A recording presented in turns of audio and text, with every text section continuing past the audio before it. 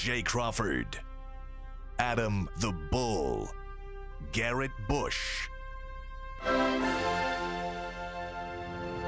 and so many big names, it would take me hours to say all of their names.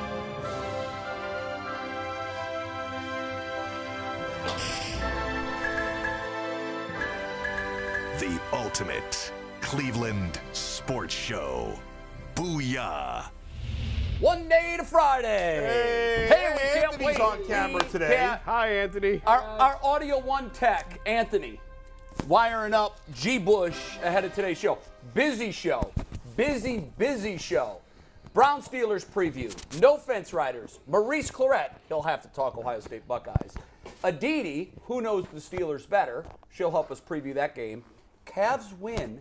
Yes, sir. In another come-from-behind fashion, we're going to talk about Donovan Mitchell. Is he fast becoming the face of Cleveland sports? A lot to get into. Brown Steelers will lead us up. Before we do, McNuggets, good morning to you. What's up, guys? G. Bush. What up? Welcome. G, you did something we haven't done here in the 8 months we've been done so far on UCSS, and that is not just go mini viral, but go mega viral. As of this moment right now, your rant from Tuesday on how part of the Demar Hamlin story is not being talked about has 41,500 retweets, 1,200 likes, 3,000 responses, and has caught the attention of some very important people. Now, before we show you who and why we're going to mention this, we do want to give an update on Damar Hamlin. This is from Diana Rossini a second ago. Let's take tagboard full. Great news on his front from Diana Rossini and the Bills a few minutes ago. Good news continues to be shared by those close to Damar Hamlin. I'm told doctors are very happy with his progress and believe he's even ahead of schedule in his recovery. Damar has been able to hold and grip hands with some friends and family. Some other Bills players have tweeted out some good news, and that has been phenomenal. Let me read the Bills. Please read the Bills, yes. This is the statement from the Bills. Per the physicians caring for Damar Hamlin at the University of Cincinnati Medical Center, Damar has shown remarkable improvement over the past 24 hours. While still critically ill, he has demonstrated that he appears to be neurologically intact, which is obviously the big thing there. His lungs continue to heal, and he is making steady progress. We are grateful for the love and support we have received. So that's huge. That's neurologically intact. That is first and foremost the most Turning the corner. important aspect of this story, that he's turning a corner. Now, we mentioned G. Bush and that rant going mega viral. We are a small YouTube show. We are. But Growing. it shows growing and quickly growing, but it shows you the power of social media, because yesterday some NFL players happened to see what was going on. Mainly the biggest being Micah Parsons. G. Bush, I don't know if you don't check your phone. You didn't answer my text for 12 hours yesterday. So I don't know if you even know any of this stuff happened, but Micah Parsons retweeted, said, "Man is spitting right now." That got 40,000 likes. Let's take graphic one here, Steve. These are some other NFL players who have responded and or reacted to this tweet. How about DJ Reader of the Bengals, Alec Ingold of the Dolphins, Tariq Woolen of the Seahawks, Darius Slay of the Philadelphia Eagles, Dearness Johnson of the Browns. Next. Whenever you're ready, Steve. James Conner, Kenyon Drake, LaShawn McCoy, Jordan Poyer, Jahan Dotson. Next. Trey Burton, Mo Ali Cox, Sam Williams Sr., Chase Edmonds, Austin Bryant. Next. George Iloka, Van Jefferson, Aaron Jones, Mackenzie Alexander Madison. Next. How about Eddie George? Jewish, how about Joe Budden? Not an NFL player, but Joe Budden. Joe Budden's a huge sports fan, by the way. He is. Wow. Bernard Pollard, who's going to come on the show next week. I'm having a whole conversation with him right now on Twitter. He wants to talk about this. Rex Chapman, Jim Trotter. Let's drop it. Let's take the next tag board. How about DeAndre Hopkins, G? DeAndre Hopkins found it. As we've been on the show for the last few seconds, J.K. Dobbins just liked it. So we have... By the way, I got two others. Well, Eli Apple. Eli Apple retweeted it. And Des Bryant, because I had a bunch of my friends in New York who are Cowboys, happen to be Cowboy fans, sent me a tweet. They were like, "Hey, we saw Des Bryant tweeting about your show." So it has reached the entire span of the football world. How many million views? 5.1 as of this I thought exact it was second. 8. I thought I saw somewhere Well, else more than that. the Twitter count is 20.7 million. People have actually watched the video is 5.1. Yeah, no, the analytic, people have seen the Yeah. tweet, but then I thought the next analytic is how many people engaged in the tweet. That might be a total of views, retweets, likes, do you want the full analytics? And this is not, and the reason we're doing this, by the way, is not to, tweet our own horn. G. Bush is to show you what. I do want to tweet our own horn. Oh, we are too, but it shows that it doesn't matter how big the show is. Good content can spread. And Impassioned rants can spread, and it doesn't matter where you are, who you are, You put out good content, anyone can find it. So And G, you know kudos what? to you. Shout out to because I just talked to Steve or whatever, and evidently we're gonna get Robert Smith on, and we didn't even know we were gonna talk about this situation, and evidently he's involved with the Players Association for like 20 years. So the great thing about it is he's gonna come on and tell us some different things that the Players Association has been doing well in order to look out for some of the players and to kind of figure out and talk about some of the things that they're doing well with that. So for me, I'm all good with it, like, because it's great to continue the conversation, because that's what it's about. It's about the dialogue and getting the most information out there. My goal one day is that, hopefully they do guarantee full contracts, but there are steps to that process. So I'm glad that we can have an opportunity to have a guy like Robert Smith, who is part of the show, come on and talk about that. Not just part of the show, but Robert is the most ranking member of the NFL Pension and Disability Board. I had a long chat with Robert last night, and Robert informed me of some things that I didn't know. Some major strides that have been made in the areas that we addressed on the show that caught the attention of the sports world and social media. Amongst them, and this is why I'm anxious to get Robert on the show. Robert reached out to me as a way of saying he wanted to clear some things up. According to Robert, I don't know this to be true. I've known Robert for 30 years. I know him to be a man of integrity and a man of his word. So I am going to take him at his word, but I do want to have him on so we can have this discussion and figure out where in the weeds lies the details of this story. But Robert told me that regardless of his tenure in the league, if he was never to play again based on this injury, he would receive a lifetime annual salary of $250,000. Yeah. Which and that's great, Jay, but the crux of what G said still holds true. Well, so the underlying premise is the league needs to treat the players better. That's correct. That is No 1,000% foundationally true. Yeah. And I don't think you would find many that are outside the NFL sphere that would disagree with that. Mm-hmm. To me, the biggest issue here is Damar Hamlin. Mm-hmm. That's the big issue. The big issue at hand right now. But sometimes, and we know this, we see this to be true not just in sports, but in society. Sometimes it takes an event to shine a light on something that needs to be corrected. And I think that if you go around and you ask players, just general fans, players, folks that follow the NFL, you think the league treats its players as well as it could? I think the answer would be definitively no, they do not. And that was your underlying premise. Your underlying premise is, don't chew these players up and spit them out for the benefit of your profit margin and for millionaire or billionaire owners to become even bigger billionaires when you could have tragic cases like this of people not being taken care of. I think what Robert wants to set the record straight on is there was never any doubt that this young man will be taken care of.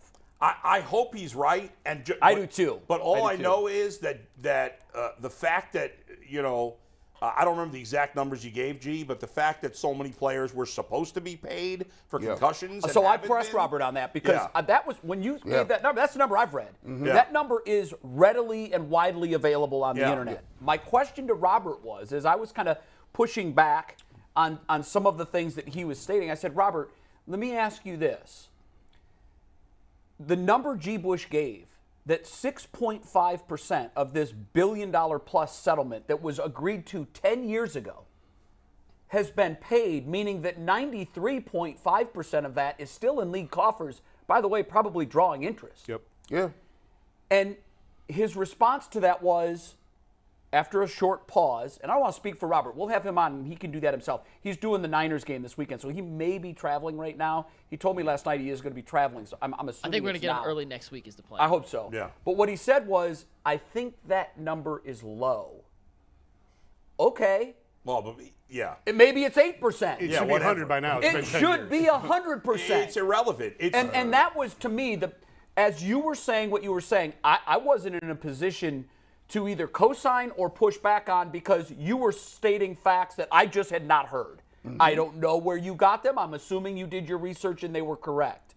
The one thing that you said that resonated with me was the fact that the league has paid out a very small percentage of what they agreed upon in their settlement with this lawsuit. Yeah. Because if we... Bernie Kosar sat in your chair right there and said the league is rooting for players like me to die. Well, they want these players to die so they don't have to pay them, right? They don't care. And that's something, you said whenever there's a big incident like this, it gets talked about, maybe at least changes, but it won't. It won't. If this, I don't know, Bull. If this story, because eventually it'll be off the front pages, and eventually every other tweet won't be about a donation or. Let me ask Jason something, because Jason, you're intricately involved in the journalism machine. Yeah. And Bull, there are many times you're right. Things become an issue. Yeah. The media keeps it in the cycle for 24 hours. It evaporates, and no change comes from it. That's exactly what we've seen to this point on this issue. I say shame on the media, the complicit media, much of which, by the way, is in business with the NFL. ESPN can't shine a light on this. They're business partners with the league. Yeah, They'll get a call in 10 seconds from Roger Goodell saying, you're biting your hand, the hand that feeds you. 100% So, true. Jason, here's my question to you. To Bull's initial point, I'm very hopeful that change is going to come from this. And I am a hopeful person by nature. And many times I've been hopeful and I was wrong. But in this particular instance, because the world watched as a player lie lifeless on a football field, I think this time it's different. And I have faith and trust in the media that they're not going to let this go away. Why have they paid 6.5 cents on the dollar to a deal that they agreed upon? Yeah. And it's up to us collectively as the media, of which you're an entrenched member, to keep pressure on the NFL, not let this get swept under the rug, even to the business partners, of one of which I am employed by. NBC is a business partner of the NFL. We carry their biggest property of the week, Sunday Night Football. Amazon now is a property, is a shareholder. Yep. ESPN, CBS, Fox, wake up. This is an injustice. And so you think it's going to change? Well, I haven't said a word yet, but we're having multiple conversations here. Yeah. Right. And what's funny, like real quick, obviously I'm at The Athletic. We do not have a partnership with the NFL. Thank God. I can't tell you how many executives I've had from various sports tell me you guys are the most dangerous thing to these leagues because that's why can't I'm looking at control you, Jay. They said they can't control you, so go do what you can do. And please do it. But we're having two conversations. We're having the CTE conversation. We're having the guaranteed contract healthcare. Those are two separate arguments. We have no control over the healthcare and the guaranteed contracts. I agree with you on the CTE thing. It is our job as the media to look into this, to dig into this. Why haven't you paid? Why haven't you paid? Embarrass them, rub their nose in it. We all know the NFL reacts when they're embarrassed, or when they whichever way the wind's blowing, that's what. And by the way, right now, that iron has never been hotter. Yeah, I agree. So I think that is on us as the media to try and create more pressure on them to pay that out. This is where I get frustrated with NFL players. In terms of what you were talking about with healthcare and guaranteed contracts, that's on them. They've got to bargain that. And billionaires are not going to just hand over their own money. They're not going to do it. So you have to force them to do it. How do you force them to do it? We will not take another snap until you guarantee these contracts. Do you think this episode might lead to that? Because it's too far removed from their next contract? The problem is, Jason, that so many players make minimum money, and they don't have the guaranteed contracts. They can't afford to do that. But we thought the Deshaun Watson contract was going to be the trigger point for that, and it wasn't. Nothing was. And nothing. Well, isn't this different, though? This is about a man's life. Of course it is. But this has nothing to do with guaranteed contracts. No, but exactly. This is not going to lead to guaranteed contracts unless the players push it. And this is where I get frustrated, because I think I said this on the show the other day. I talked to Browns players in the locker room who said, you just wait till we get back to the table this time. We're serious about this. No, they've been singing that tune for decades. And they folded in a week. And by the way, guys, the league knows they're going to fold. Of course. Because that's their history. Yes. The reason their history is that is because there's they don't have guaranteed contracts. So if you're a player, which is more than half the league, making minimum salary or just above minimum salary, you're thinking, well, it's always those guys against the stars. They're always like, well, I can't afford to hold out for a whole season because that might be the end of my career. You know how you do that? You start planning right now. That's what the NBA Get them did. together. The NBA, when they were trying to mess with the revenue share. Right.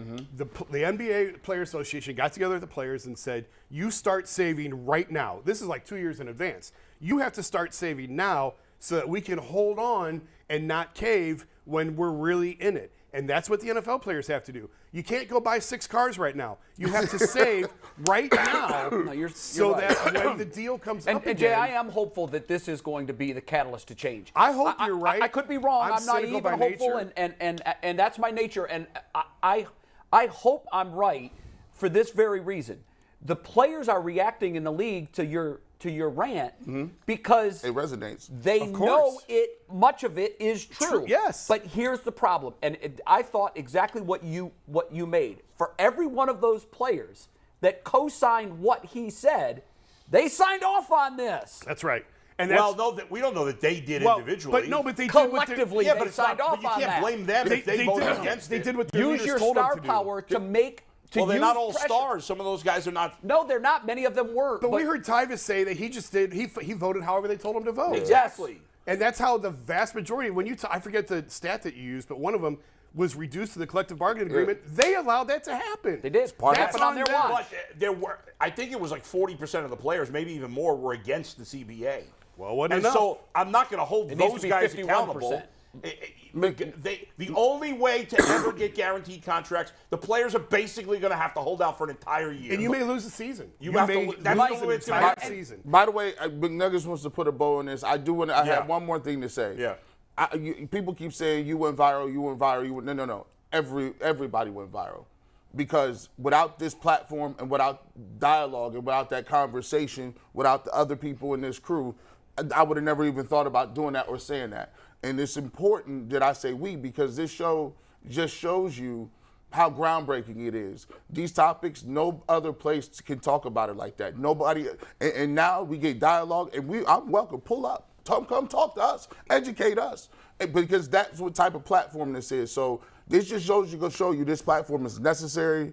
It's a beautiful thing, and I just want to continue to see it grow with everybody, because we did something special a couple days ago. So I appreciate everybody here, and I want people to understand that we're here to stand for something and do something. So I appreciate y'all. And the bow we can put on it is that Damar Hamlin is doing markedly better. Yeah, that's great. And really, at the end of the day, that's what matters most. Yeah. This young man, it looks like he's on his way to recovery. I don't know that he'll play football again. In talking to doctors that haven't looked at him, and most of them are operating under the assumption that it was the commotio, however you say it, Cordis, yeah. where the heart suffered a trauma between beats, which happens in a millisecond. There's just a very small window for that to happen. I've had doctors tell me that there's no risk of re-injury with this particular injury. He could play again. So he may suit up in a football game again. First, he's got to that's be, everyone's hope. one step at a time. Yeah, one step at a time. Yeah. We don't want to put the cart before the horse, and we don't even know for sure that is what happened. Right. One thing I do know they're doing is they're testing to rule out other things. The enlarged heart, the different things that they're going to, it's kind of a process of elimination. Once they rule out everything else, pre-existing heart condition, everything else, it clearly wasn't an over-exertion injury. It was a trauma injury. Right. But once they get to the point where they can diagnose this as what we've discussed, there are doctors that are telling me the only risk he would have in moving forward is if that same bizarre occurrence took place again. I don't know. We'll have to wait and see. Our hopes and prayers continue to be with him, and we certainly we're thrilled with the news that he's doing better. Okay, we're going to start with Brown Steelers talk today, and you need to do the TriC Read? We do have to do the TriC Read because when we talk Browns, it's brought to us by our good friends at Cuyahoga Community College. TriC supports their students financially, professionally, and personally, and opens the doors to endless possibilities. TriC is where the future starts, and it starts right now. Classes begin January 17th. Check out TriC if you need post-secondary education. By the way, I got to say that the tweet just got retweeted by an actor by the name of Michael Kelly, he's in the,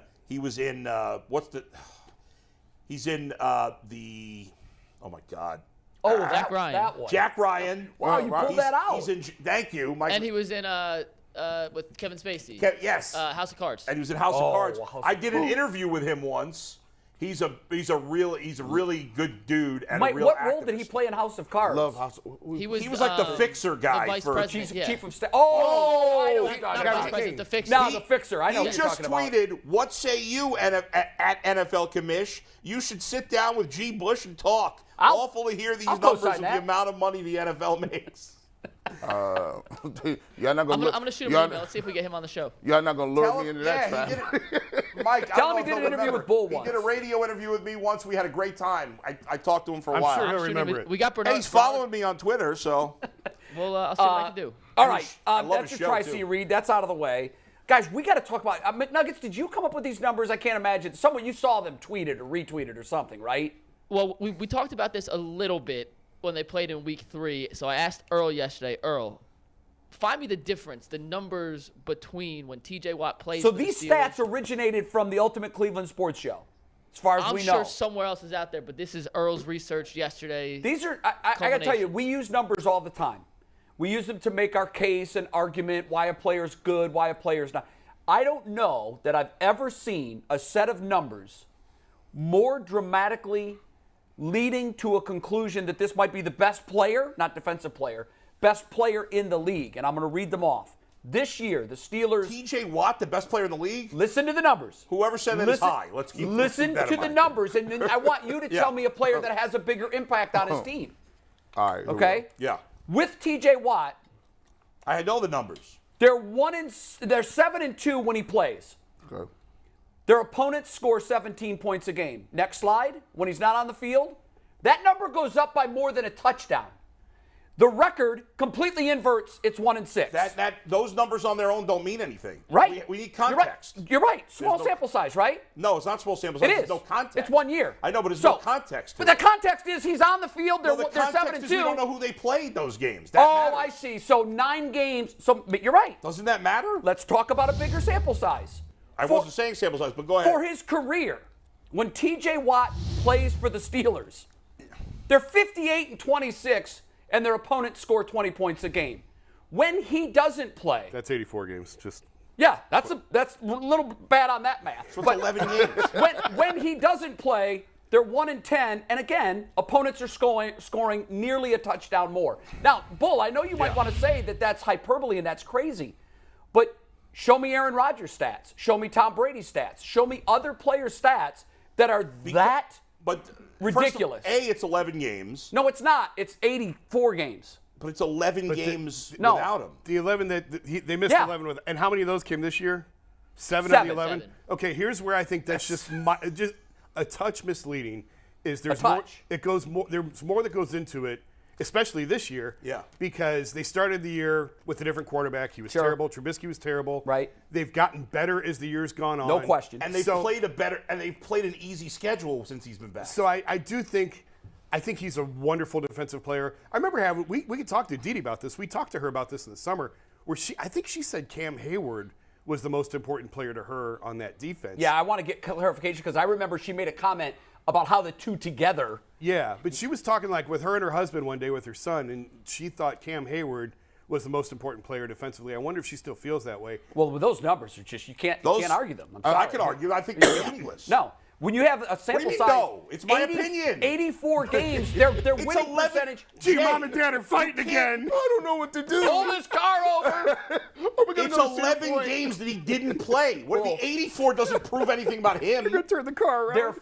They're winning more than 67% of their games. But it's when not he just plays. him playing. What are you talking about? He's the only guy we did the math on here. But the Bull. variable is the games he didn't play, and it's only Right. 11 games, and you gave us no context. Bull, 7 of the they're 11 not of the five. year. Bull, Who did they play against in those 11 Bull, games they lost? They're not 5-6 in the games he didn't play. It's 11 games. They're over- 1-10. Jay, it's all this year. Oh, so you could have 11 games where you just play great teams. Fight. Right? All the games I he's don't missed. know. I got to have What do you mean all the games he missed? He missed 11 games. Right. Can so we- they That's all not a came- lot. Hey, what are you doing later? Hey man, I'm gonna chill, Yeah. man. I'm How many hanging games out, man. was it this I gotta year? find something to eat to Hey, dinner. Mike, You having a good He day? missed Yeah, man. 7 games this year. So he's One missed and 4 six. games in his whole career before this year? So we 7-2, 1-6. So he's pretty So good. here's the question. He's a Wait, hold on a second. Good, Hold on a pretty good second. player, right? Hold on a sec, guys. Hold on he's a a great second, all right?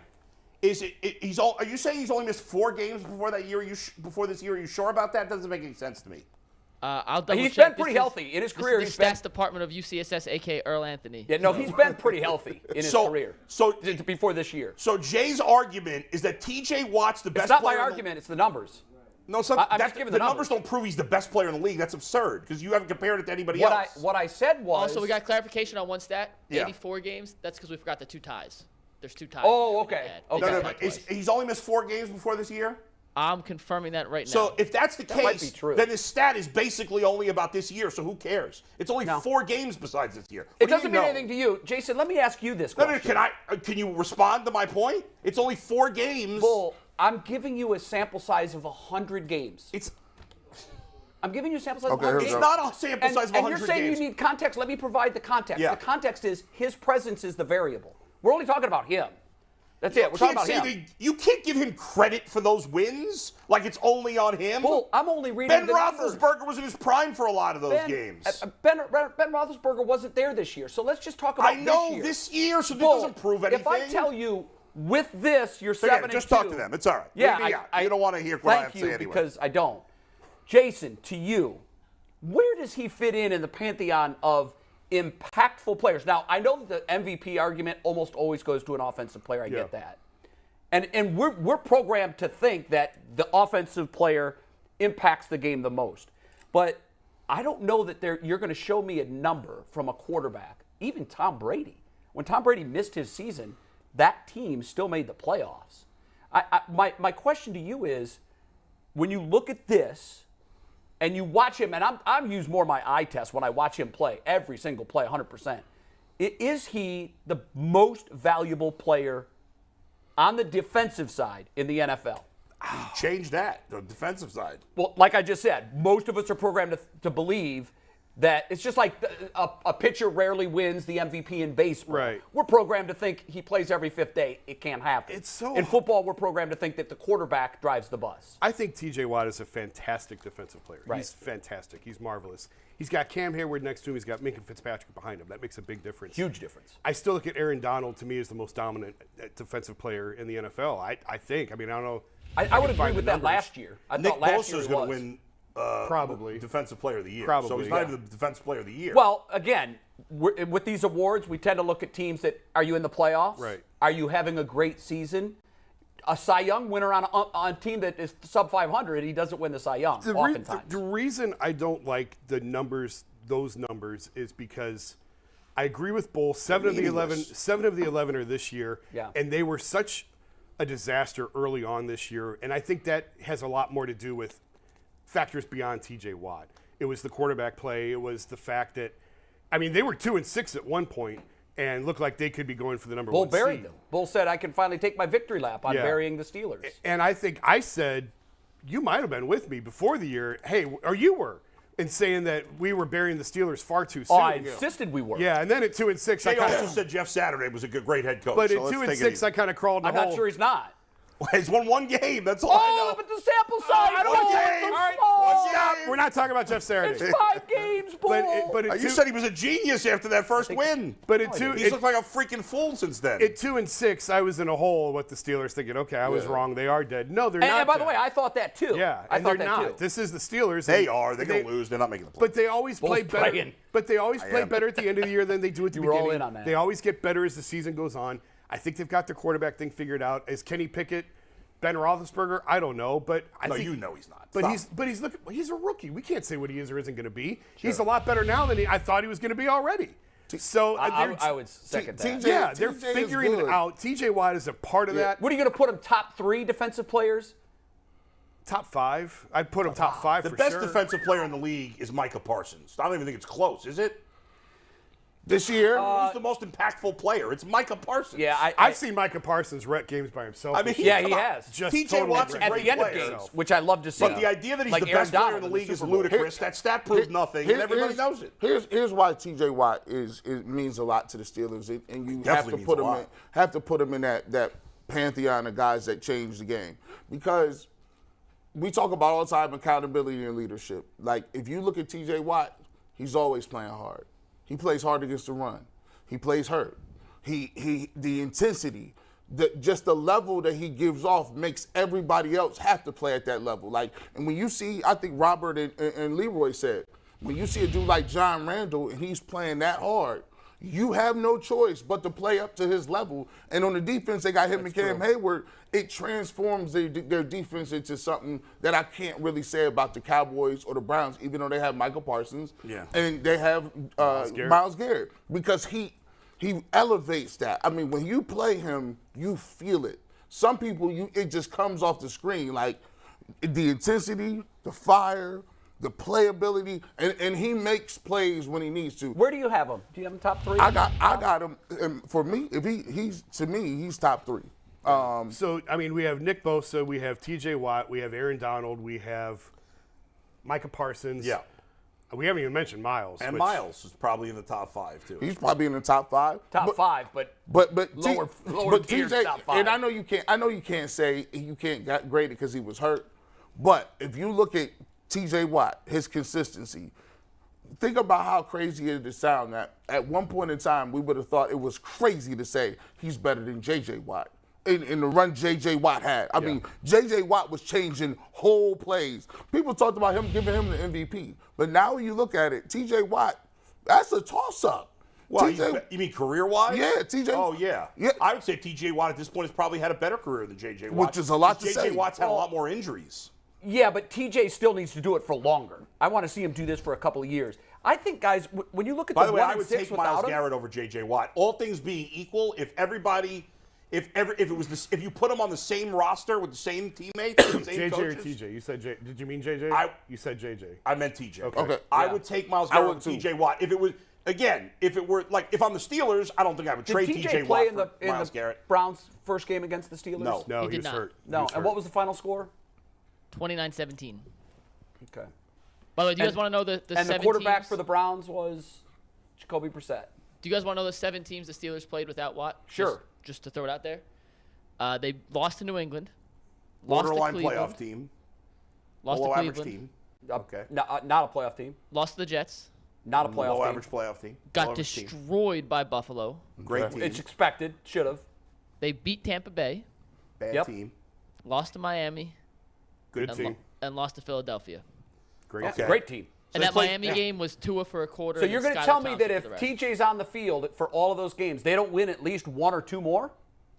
I'll give him Give one. me the games that they won with him. I mean, sure, they could have But won what one is or your two point, more. Jay? Like of course he's point impactful, but so are any of those guys. I don't think my point could be any more clear, Bull. I gave 100 games. It's not in his 100 career. games. Bull, the number of games that he's played or I been know, on those Steelers roster is But I can 100. name 20 other guys who played those games too. Right, but he's the who we're focusing on. He's the guy that was either on But the you field for can't those. say that's the sample size is the games he hasn't played. No, it's not. It's the games. You can't not just. Look You're at the giving games him he didn't credit play. for them having. If they Bull. had taken out, there's a lot of other players. If they had taken out, they would have won less We have again games. hit one of those topics where Yeah. I feel like I am talking to a wall. Well, I feel like I'm talking to a wall. Then here's what we're I going mean, to you do. don't have to take a shot at me every time we No, disagree. Bull, you're taking shots at me. I'm not. I'm taking shots back. No, I'm What I'm not. saying is, you're saying that the sample Yeah. size is 11. If I just gave you the numbers of games that he didn't play, you're right.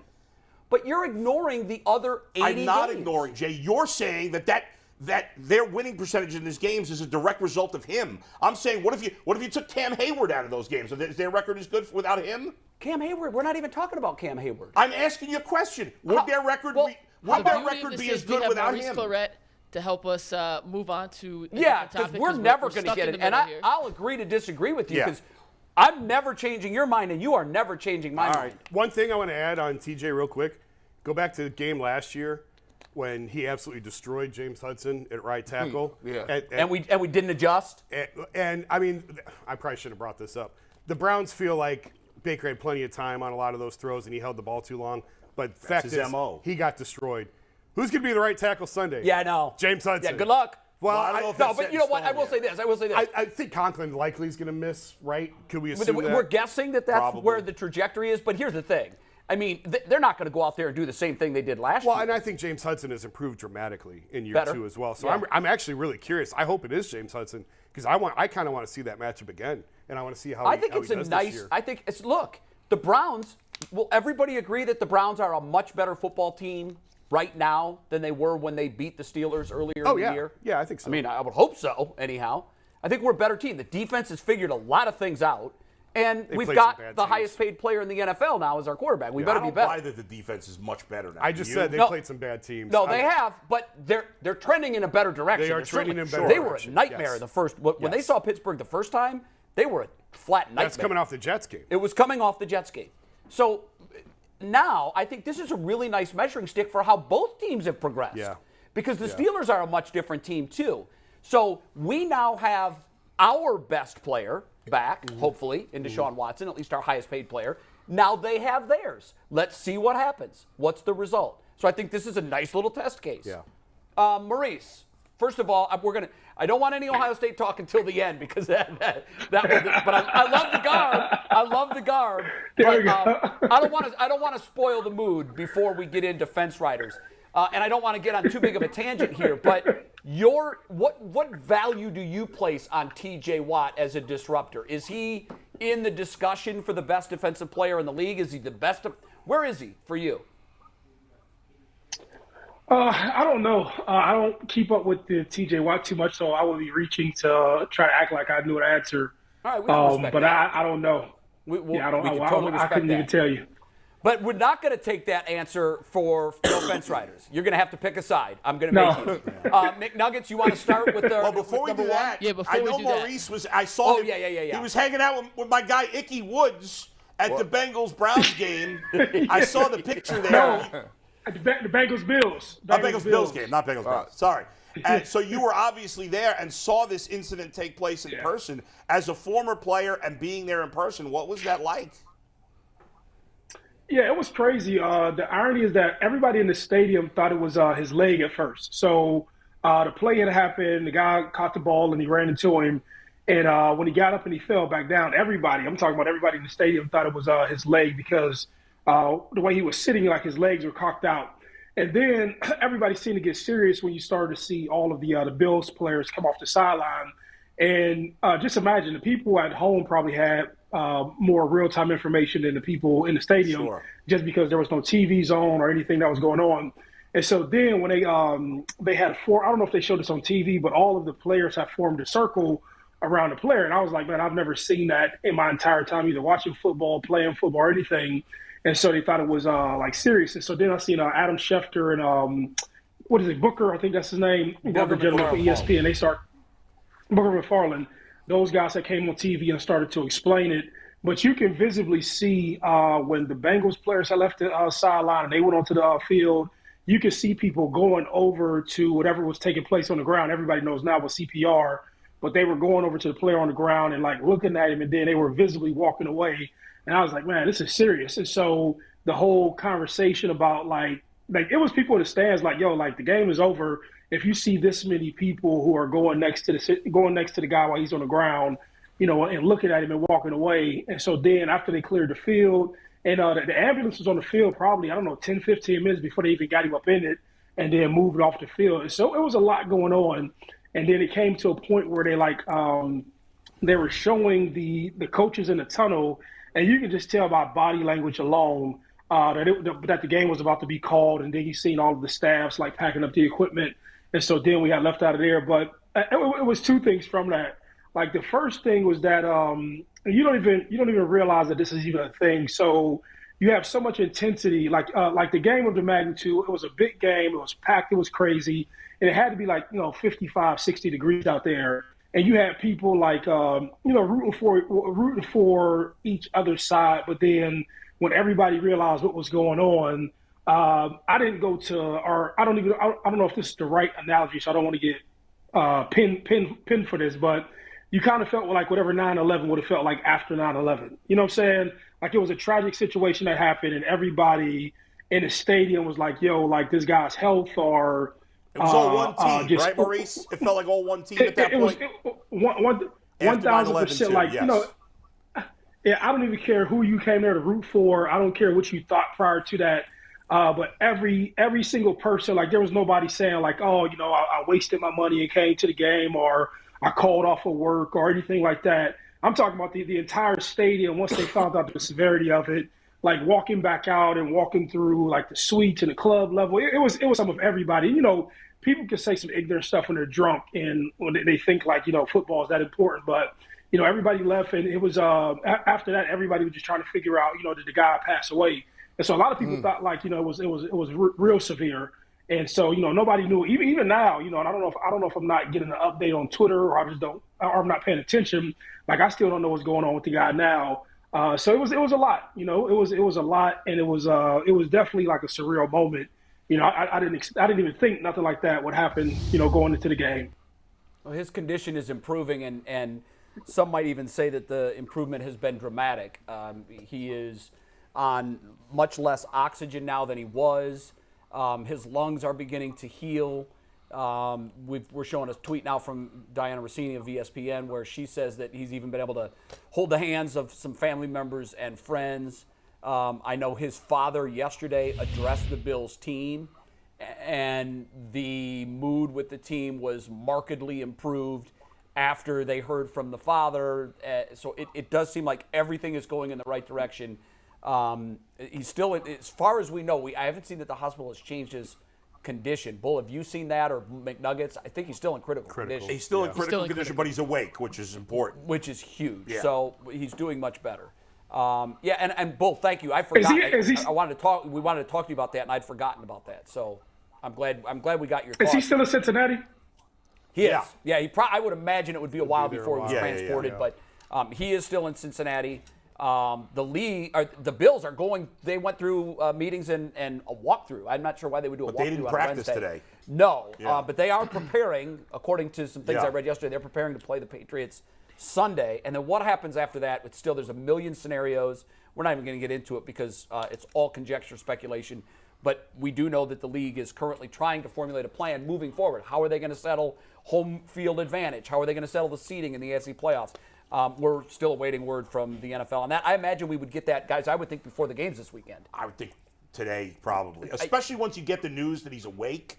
It changes everything. It feels like, okay, he's going to be okay at some level. That's just my sense of the things. I don't know. I would agree with that. Yeah. That I think maybe they'll announce the something neurological today. is the biggest. Yeah, the fact that he's huge. Yeah. Because there was concern that he may have suffered some brain damage. Sure. Right. Because they didn't know how long he was going without oxygen. Right. Yeah. In talking to some doctors that cover teams, and that's their job for a living, and they're all, I was invited yesterday by the Cleveland Clinic, and I hope we can all go to this. Next, and they do it every year. They do injury simulation drills for all of the pro sports teams. Cleveland Clinic runs it. Wow. And typically not open to the media, but they did invite us to come in, and I think I want to pull that curtain back and see, because what we've learned through all this is the people that were on the field are the best at what they do, and he was in the best possible care. And as we learn more about this, we're going to likely learn, some of the doctors I talked to yesterday said we're likely going to learn that their actions, not just their quick response, but knowing what to do, almost certainly saved his life. They did it exactly right. They did it textbook, and that's – so I do want to go he said they're going to reach out to me again. They do it – I think they do it in the early summer. But they said they'll invite us. I'm gonna push to get as many of us that want to go. I'm hoping they'll let us bring a camera. Yeah. And he also said that they will make doctors and experts from the clinic that run this seminar. Mm-hmm. I don't know that I've never even seen something done like this at an NFL level. So it might be a kind of our first look at what they're simulating, the injuries they're simulating, and their response to it afterwards. For anyone who's interested, I never do this, but it fits. Our Jordan Rodriguez, who's based in LA for The Athletic, did a story on, okay, what does this mean, the NFL's response team? It is terrific. Anyone who's interested about like how this works, she covered it all. It was a terrific story. Go to The Athletic and find it. I would like to read that. One last point to make, and this is something for another show on another day because it's a long and deep topic. We did a segment on this at ESPN in 2012. It's the last I really heard of it till someone emailed me yesterday and said this is something that should probably be looked at. And the thesis of our segment in 2012 was, is the league outsizing itself? And the premise is that the players are all bigger, faster, and stronger, not by a little bit, right? By significant margins. And the question that we tried to answer in 2012 was, are we going to reach a tipping point where the league is, where the players are just too big for the overall general safety of its players? Yeah. And another topic for another day, but it is fascinating, and there are some people that say we're there now. Well, I think Mark Cuban said football would go the way of boxing. Go ahead. He did. Maurice. He did. Go ahead, Maurice. No, I'm glad you said that. I won't be long-winded. I think surface plays a major role in a lot of what you see, too. Having your foot caught in that turf or sprinting on that turf, and there's the traction is tight. When you collide with people, it is totally different than the give on a grass field. And I know that I don't know how to explain it other than when you're playing, when you're propelled and you're running and you have leverage, and when you collide with two people, there's just so much force, right? And I know the economic impact they're talking about is the maintenance of the field and all the other hoopla with it. And I'm not being like this old school person, but I'm telling you 1,000%, the surface that these guys play on and the weight training from younger ages, you can, take a look online. People 5, 6, 7, 8, 9, 10 years old, they're doing strength and conditioning drills, just training, sports nutrition, all that stuff. Technique is different. Like, now you have people who've been at the professional ranks coming to teach younger guys. So guys are just getting better sooner, faster, and I think you're right. I've never heard anybody have that discussion,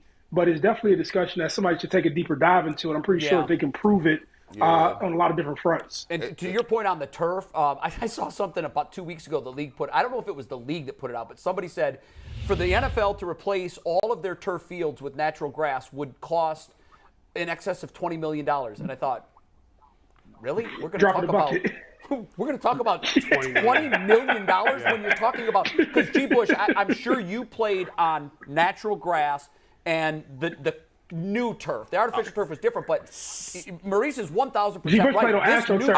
I played. No, don't you start that. Were you at the Rubber Bowl? Maurice came to Canton McKinley against Warren Hardy, and you was playing on that old AstroTurf too. You was out there. Rubber Bowl game, you was out there, bro. Yeah, I played on that old AstroTurf though. The turf where it's concrete. You fall and roll up all your sleeves, skin, everything. It was a step forward in progress when we went from AstroTurf to the field turf. Right. But there are ongoing studies right now about the prevalence of injury, particularly lower extremity injuries. To your point, Maurice, when you put your foot in that and you're collided from a different direction, that stuff is so strong, it's not like you could lift a divot out of a real grass field. Right. Oftentimes, that's what saves a player from suffering a severe knee injury. That doesn't happen on turf. I blew mine out. The knee gives before the turf gives. I blew mine out on a non-contact. I just went and pivoted, boom, gone. Yeah, like that turf is dangerous, man. Something to talk about. And I do think that once the season ends and we're hunting for topics, I do think this outsizing, the league outsizing itself, is a fair discussion, because in 12 when we did it on ESPN, we had doctors that were sports physicians that have studied this, and they said the sizes of these players, I remember one doctor gave us an example of, and I can't remember the player's name, I'd never heard of him, 340, 6'8", and ran a sub 4.8 40. He said that's a Mack truck on a football field. Yeah. Let's get to No Fence Riders. What do we got? What's number one? Let's do it. We do this every week with Maurice. No Fence Riders, yes or no questions about the upcoming game. This week it's the Browns Steelers. And our first question involves a player we spoke about earlier. Will Myles Garrett have more sacks than TJ Watt on Sunday? Maurice, what say you? Oh, Maurice the bias. That's, you should call me something like that. You know I'm going Miles. Homer Mo. You went with Miles. It was a Homer Mo. pretty even split on the set. The rest of the guys gave us answers. Bull and Brad said yes. JG, Tyvis, and Jason went with Watt. Wow, Bull. What? Just because why? It's a crapshoot. They're both good at getting sacks, right? Yeah. I mean, how many sacks does T.J. Watt have? 5 in 9 games. So Myles Garrett is averaging more than a sack a game. T.J. Watt's averaging less than a sack a game. So you're just going with the numbers. You're going with the numbers? Yeah. In this case. Man, I say no, right? The reason I figured T.J. Watt won't have, or did I say Myles Garrett won't have enough sacks? You said You don't Watt will remember have what you more. said Hey, again. put my joint back And up. here we go. Here we go. You wouldn't know that Miles would have more sacks. Okay, so I said no. And well, I was right. I was right anyway. I was right to begin with. See, I like how you do it because you answer one way Yeah. and then you argue the other, so you're right every Just the time. definition of fence riding. Hey, yo. Like, this is why this segment is great. No, but T.J. Watt, listen, when you look at him, he's going against, not Hubbard, but Hudson. He has some. Or Conklin. Mary Kay just tweeted Conklin missed again today. He's Yeah, he's not playing He out of here. Then Hudson. And he would have got them sacks on Conklin too. Don't act like he's missed it, like, because I think he's not playing that well. Jay, you beat up. were TJ over Miles too. Why? For exactly what I said earlier Yeah. in the show, we saw what TJ did to James Hudson last year. Yeah. I do think Hudson is drastically improved, but I think TJ's gonna get something. And on top of this, I thought this on this. I don't think Deshaun Watson's pocket presence is at the height of where it needs to be. It is not yet. It's not, but he's still. But he did a great job of I avoiding thought he the was. pressure. I thought he did. He's getting better. Great He's job. harder to sack than Pickett, who's kind of a statue. Right. Which is why that variable Yep. right there was why I kind of struggled with this because initially I said, well, it's a meaningful game for Pittsburgh. It means nothing for Cleveland. Mm-hmm. I know what TJ plays like when the chips are down. Right. I'm going to bet on that guy all day, every day. But then I started thinking that very point. I'm like, wow, Pickett he's not a sitting duck back there, but he's not Deshaun Watson. And I thought Deshaun Watson, of all of the things that I thought he's improved on, I thought just from week to week, his pocket presence, feeling pressure where he can't see it, stepping up, sliding, and more importantly, running past the line of scrimmage, he's going to be tough to bring down. Yeah. So that's why I struggled with it. Ultimately, I went with TJ.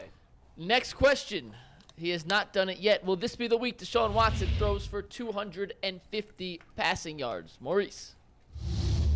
I told you I'm optimistic. I'm saying yes because I just think he wants to end. I'm serious. So I'm really saying this. So he wants to end the season and go out on a high. That's what I'm thinking. I'm thinking like if I'm him and I step back in, you only remember yourself when you had success in Houston. And on some level, you know you won't get there immediately, but you're trying to build back up and have success, and I just believe so. Especially in this is last game. Like, this is the lasting impression we're going to have of him until next September, or until later this September. So It is his last game. Maurice said yes, and I'm glad he did because that splits a dead even 3-3 split really? on the panel. On the yes side, joining Maurice is Brad G and Jason. On the no side, Jay Bull and Tyvis. Maurice answered exactly how I would have. This is his last chance. I think he knows that, and we've seen progression every week, right? Houston was a disaster. We've seen it get better, a little bit better, a little bit better. The first quarter was awful on Sunday. He didn't have the ball at all in the second quarter.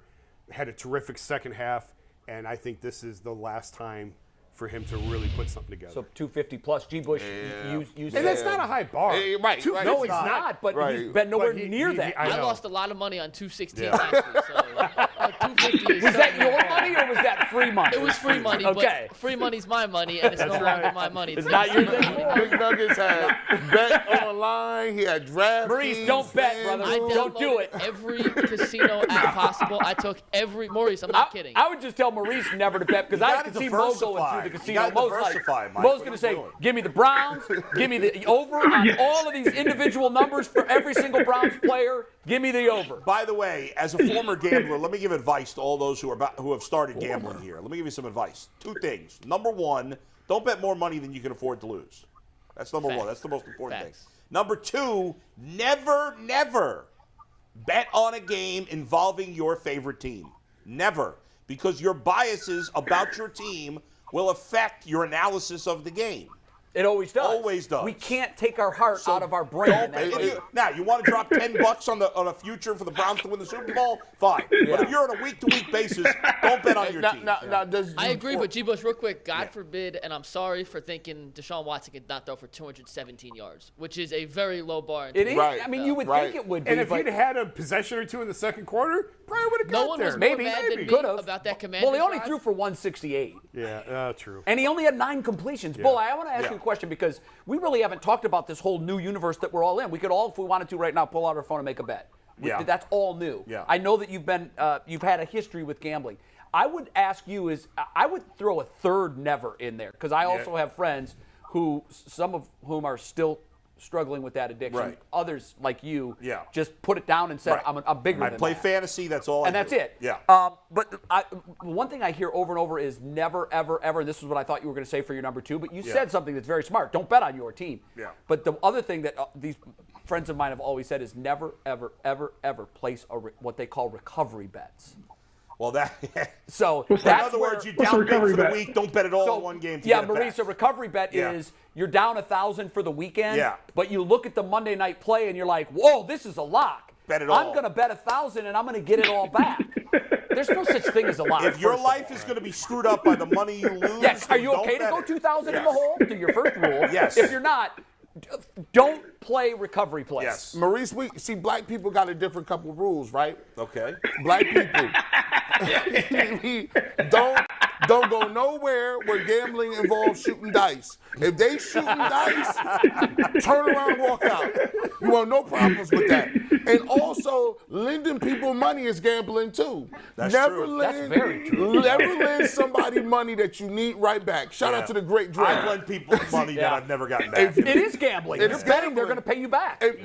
You got to be cool. And you got no odds on it either. No odds. By the way, getting back to the question for a second, the reason I went under is because I heard what I thought was the best analysis I've heard of Deshaun Watson, where he's been this year in relation to Kevin Stefanski, and I was listening to an interview with Albert Breer, who's a very plugged-in guy, right? And a Cleveland fan. And well, he's a Buckeye fan. plugged but- in. But he's especially He's a Buckeye plugged into fan. Cleveland. He's Yeah, very he is, plugged into Cleveland. He is a yes. Buckeye fan, but he's and definitely this is what he plugged said, in. because somebody asked him, are the Browns concerned at all that Deshaun Watson will never get back to being the guy he was in Houston? We And had I thought, that discussion. Yeah. yeah, We had that discussion. and I thought, and I thought Albert was going to say, well, a little, or he said 0%. They have no concern. He said they are spending these final 6 weeks essentially finding out what he's good at doing, like what's best for him. And there's things that they have learned in these 6 games, like that they've got to tailor the offense more for him than they've Which been is, I able think, to the best this year. use of these 6 games. Exactly. Figure out what he can do, and let's do more Which of is that. why the offense next year is going to look completely different. Yeah, I And think they it will. expect him to be a star next And that's, year. in my opinion, that's why they threw it as much as they did against the Saints when everyone's screaming, why are you throwing the ball? It's 40 below. Well, because Deshaun told you he didn't want to come here because of the weather. Well, here's a perfect opportunity to see what he can do in horrible weather. Yeah. That's why they In threw it this that weather. much. That's why they took points off the board last week against Washington. Why kick a meaningless field goal in a game you don't Exactly. need It would have when you have been- a chance to see what your quarterback can That's do right. in a 4th and 3 situation? I at agree the with goal that. line? It makes perfect sense. The difference was because it was that 0.4% chance to make the playoffs, it gave all of the naysayers fire for saying we still have a chance. That's why I Number kept one- saying we don't have a Number chance. one, they don't care what the naysayers say, and number 2, they punted on the playoffs a long time ago. Gentlemen's Regardless punt. of what It was a what nice the stats sneaky say. punt. It was one of the. Gentleman's It punt. was the punt they It lined was a up push with the punt. quarter. Yeah. With the quarterback. Just I said no because he completed 9 balls in the best game that he's played Yeah, so far. yeah. And had 168 yards passing. Yeah. So, I mean, this is a big leap. I hope he gets there, but I don't think he will.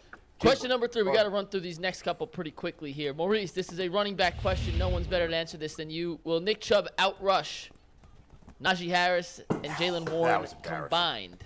That was close. Yeah, so Najee Harris is my guy. I went to go visit the Steelers last year, but you know I am a homer, baby. I'm a homer for my man Nick Chubb. I think he's the best in the league, so we going with old Nicholas. Old Nick. Saint Nick. Old Saint Nick. And once again, we had a Saint Nick, split yeah. on the panel. Maurice said yes, and he joins J. Brad Tyvis on that side of the fence. The other 3, Jason, Bull, and G, said no. Well, I just think in the end, Harris, who's played well this year, Harris has played better second half of Yes. the year. But Jalen Warren's been a nice addition for them. He's gotten, combined, they'll probably get more carries than Nick Chubb. And the Browns' run defense is trash. This plays into, I think they're going to throw the ball a lot with Deshaun. Yeah. Nick's numbers the last few weeks have not been what they were earlier in the year. Najee has been Although better. last week he went up for over 100 yards, Najee but not has, a lot of carries. Yeah. Najee has been better. Better, yeah. These last few weeks, I just think Steelers are going to outrun him. In the words of the great Tupac, let me see you toss it up. They're going to throw the ball. They're throwing the They are ball gonna throw everywhere. it. I They're think throwing you're that ball. Sorry, Nicholas, you're going to get about 12 and a half carries, 12 touches. You might get asked for some screens, but they're going to throw this football So much everywhere. for that rushing title, which is an extreme long shot anyhow. But I feel sorry for McNuggets, him. what's our last one? We got 3 more. I like calling them rapid whole fire. That was funny, Maurice. All right, next. Will Grant Delpit have more tackles than Minkah Fitzpatrick? It was a 2-4 split. Maurice, are you going with the 4 or are you going with the 2? I'm going with the 4. Wherever the 4 sits. And he says no. And he joins J, Brad, G, and He Jason, wants to be part of the in crowd. but he's Yes. part of the cool kids. Is Minkah Fitzpatrick? No, Steelers actually have a front 7 that can tackle. Right. Is They Grant do. Delpit good Fitzpatrick's now? not going to get as many tackles. Well, is this a good thing or a bad thing? Is Grant I know. Like, Yeah, you don't know because your Grant safety should never have that many tackles, but they do but in this Grant offense. Delpit leads the team in tackles. Is he that good? Is he good now? Like, I spent half It's the year not that he's calling that him out. good. but- It's just Grant Delpit's that been he much gets a lot of better of late. tackles. Well, I agree, but I also say it was Carson Wentz. right. Yeah. And that he is one of the biggest head scratchers I've seen at that position in the last decade. He literally went from a guy who was in the MVP discussion and probably would have received the award if not hurt. Yep. Why Ron Rivera decided It was baffling. it was one of the dumbest things he's ever done. Yeah. It It doesn't make sense. He sucks. The analytics people, I don't want to say it because every time I say small sample size, y'all going to erupt on something. Yeah. No, it ain't. Yes, it is. No, but the small sample size is true. Like, he went to North Dakota State. He played against inferior talent. True. But, gee, the weird thing was, as Jay said, like early in his career, he looked like he was going to be really good. And now he looks like- And then he's just went off a cliff. He And went I off- think he is so mentally effed up. I agree that with he that. has never been able to come back from that. Crazy. And will never will. At this Well, point. if that's just like somebody, like him getting his job taken, and then Foles becoming a Super Bowl MVP Yeah. is devastating. Oh, yeah. He can't even wear Yeah. that ring out. He can't even wear that to BW3s. That's like your girl leaving you and going for Tom Cruise. No, it's like and landing Tom Cruise. You're like, wait, it's- what? No, it's like your girl leaving you for one of your friends that used to be chubby. Then he got in shape. Now he has a six-pack and got a better job than you now. And the only thing you had over him was he was better. Was you were in better shape. And then you fell off. And then you No, lost that. gee, it's like that. It's like he had won the lottery and then spent it all in a car, and now he's broke living in a box. Yeah. That sucks. All right, we got two more. We got 2 Mike. more. Yes, this is quick. Jason's the only one that said yes. So, Maurice, if you say yes, it's you and Jason in the club together. Will Deontay Johnson score his first touchdown of the season? Screw him. I don't want you to be I don't want you to be lonely, man. I'm with you, Jason. Come on, buddy. It's amazing that the guy has no touchdowns. this year. Yeah, I had him on my Amazing he has fantasy no squad. touchdowns. Amazing. Well, Yeah, that I was like think he had Jarvis 8 Landry a last couple year. of years ago. Jarvis Landry had a good number of catches, but no touchdowns. Yeah. Deontay Johnson's just too good of a player to go all year long. I'll die on that hill. It's going to happen this week because he's just too talented to go all year without a is good. touchdown. That's all. You're not alone on that hill because now Maurice is. Come on, buddy. The water's All right, warm. last Come on. one. Last one. I'm not going to tell you which side, but this was our only unanimous answer. Whoa. Well, David Well, and we'll know Njoku what have side. more reception yards than Pat Fryermuth, who is now Kenny Pickett's Well- favorite target. He loves them. Well, I rooted for Njoku, I think, like last week or 2 weeks ago. So I'm gonna stick it all the way Browns, and I'm gonna stay traditional and consistent. And I'm probably the guy that Bull's talking about when he say, "Don't gamble on your favorite team." Well, the one and only Mo Biased is joining literally everyone. It's a party up on the yes side of the fence here. there we go. There we go. We gotta find a way to add the ghost of Mo. to, That's like, funny. Can we do half transparency with Mo on these? I was looking for Tyvus at the beginning of the show. Look, Where's he at? Tyvus is hiding today. Hey, before we let you go, thoughts on the Buckeyes' gut-wrenching turn the calendar New Year's Eve night loss. they played well. Yeah, They did. I'll be okay. So G. Bush, right? I woke up and your face was everywhere on my phone. Right, that's one thing I want to say. Right? So I woke up. I said, I know the that best guy, part about right? that clip is the thumbnail is actually Bull's face. It Thumbnail's is. Bull's face, and then it's Yeah. Bush ranting. Yeah. That's the funniest part of the clip. I got the soul. I got the soul of Bull in me. Think how many views that would have if Yeah. it was G. Bush's face, not Bull's face on the thumbnail. We got 6 million So- on that. It could be up to 20. You I say will my say face this, right? thumbnail, my face created less Cost views? him Thanks a lot, It's Mike. company money, Here Bull. we go. No, I mean, here we go. And I said it before. But we can't. Oh, okay. We can say Ryan Day they called a good game. We can say C.J. Stroud called a good game. But I'll never go back off of what I'm talking about. We bring you here not to have good games. We bring you here not to have good showings. We bring you here to beat Michigan, and we bring you here to win playoff games and eventually play for the national title. That's my opinion. If you look at the defense needs better play calling. The number one indicator in all defenses is leverage, right? When you see people get gashed, when you go to cover 0, cover 1, when you have these young guys who are around town says, hey, man, when we're up 11 and we're in the fourth quarter, why are we going to cover 0 or cover 1 when we don't have superstar cornerbacks? We don't have Denzel Wards. We don't have these first rounders who have been here and they have no protection over top. And so just as you will hold a player accountable, you have to go in there and say, hey, Jim knows, like, what was going through your mind when you called the plays that you called? Why would you not sit people over top? Like, we're winning, we're beating these people, right? We can say Marvin Harrison Jr. got taken out the game. We can say that was a cheap shot. You can say it was targeting. You can say all that. But when you're up 11 points in the fourth quarter, bro, there is no reason that you should lose any game. We should be cruising to the national championship. We should be out in L.A. getting ready to go play TCU and probably having a good chance to beat TCU and go win this thing. So if it's me, like, hey, great Ryan Day, you had a better showing on offense.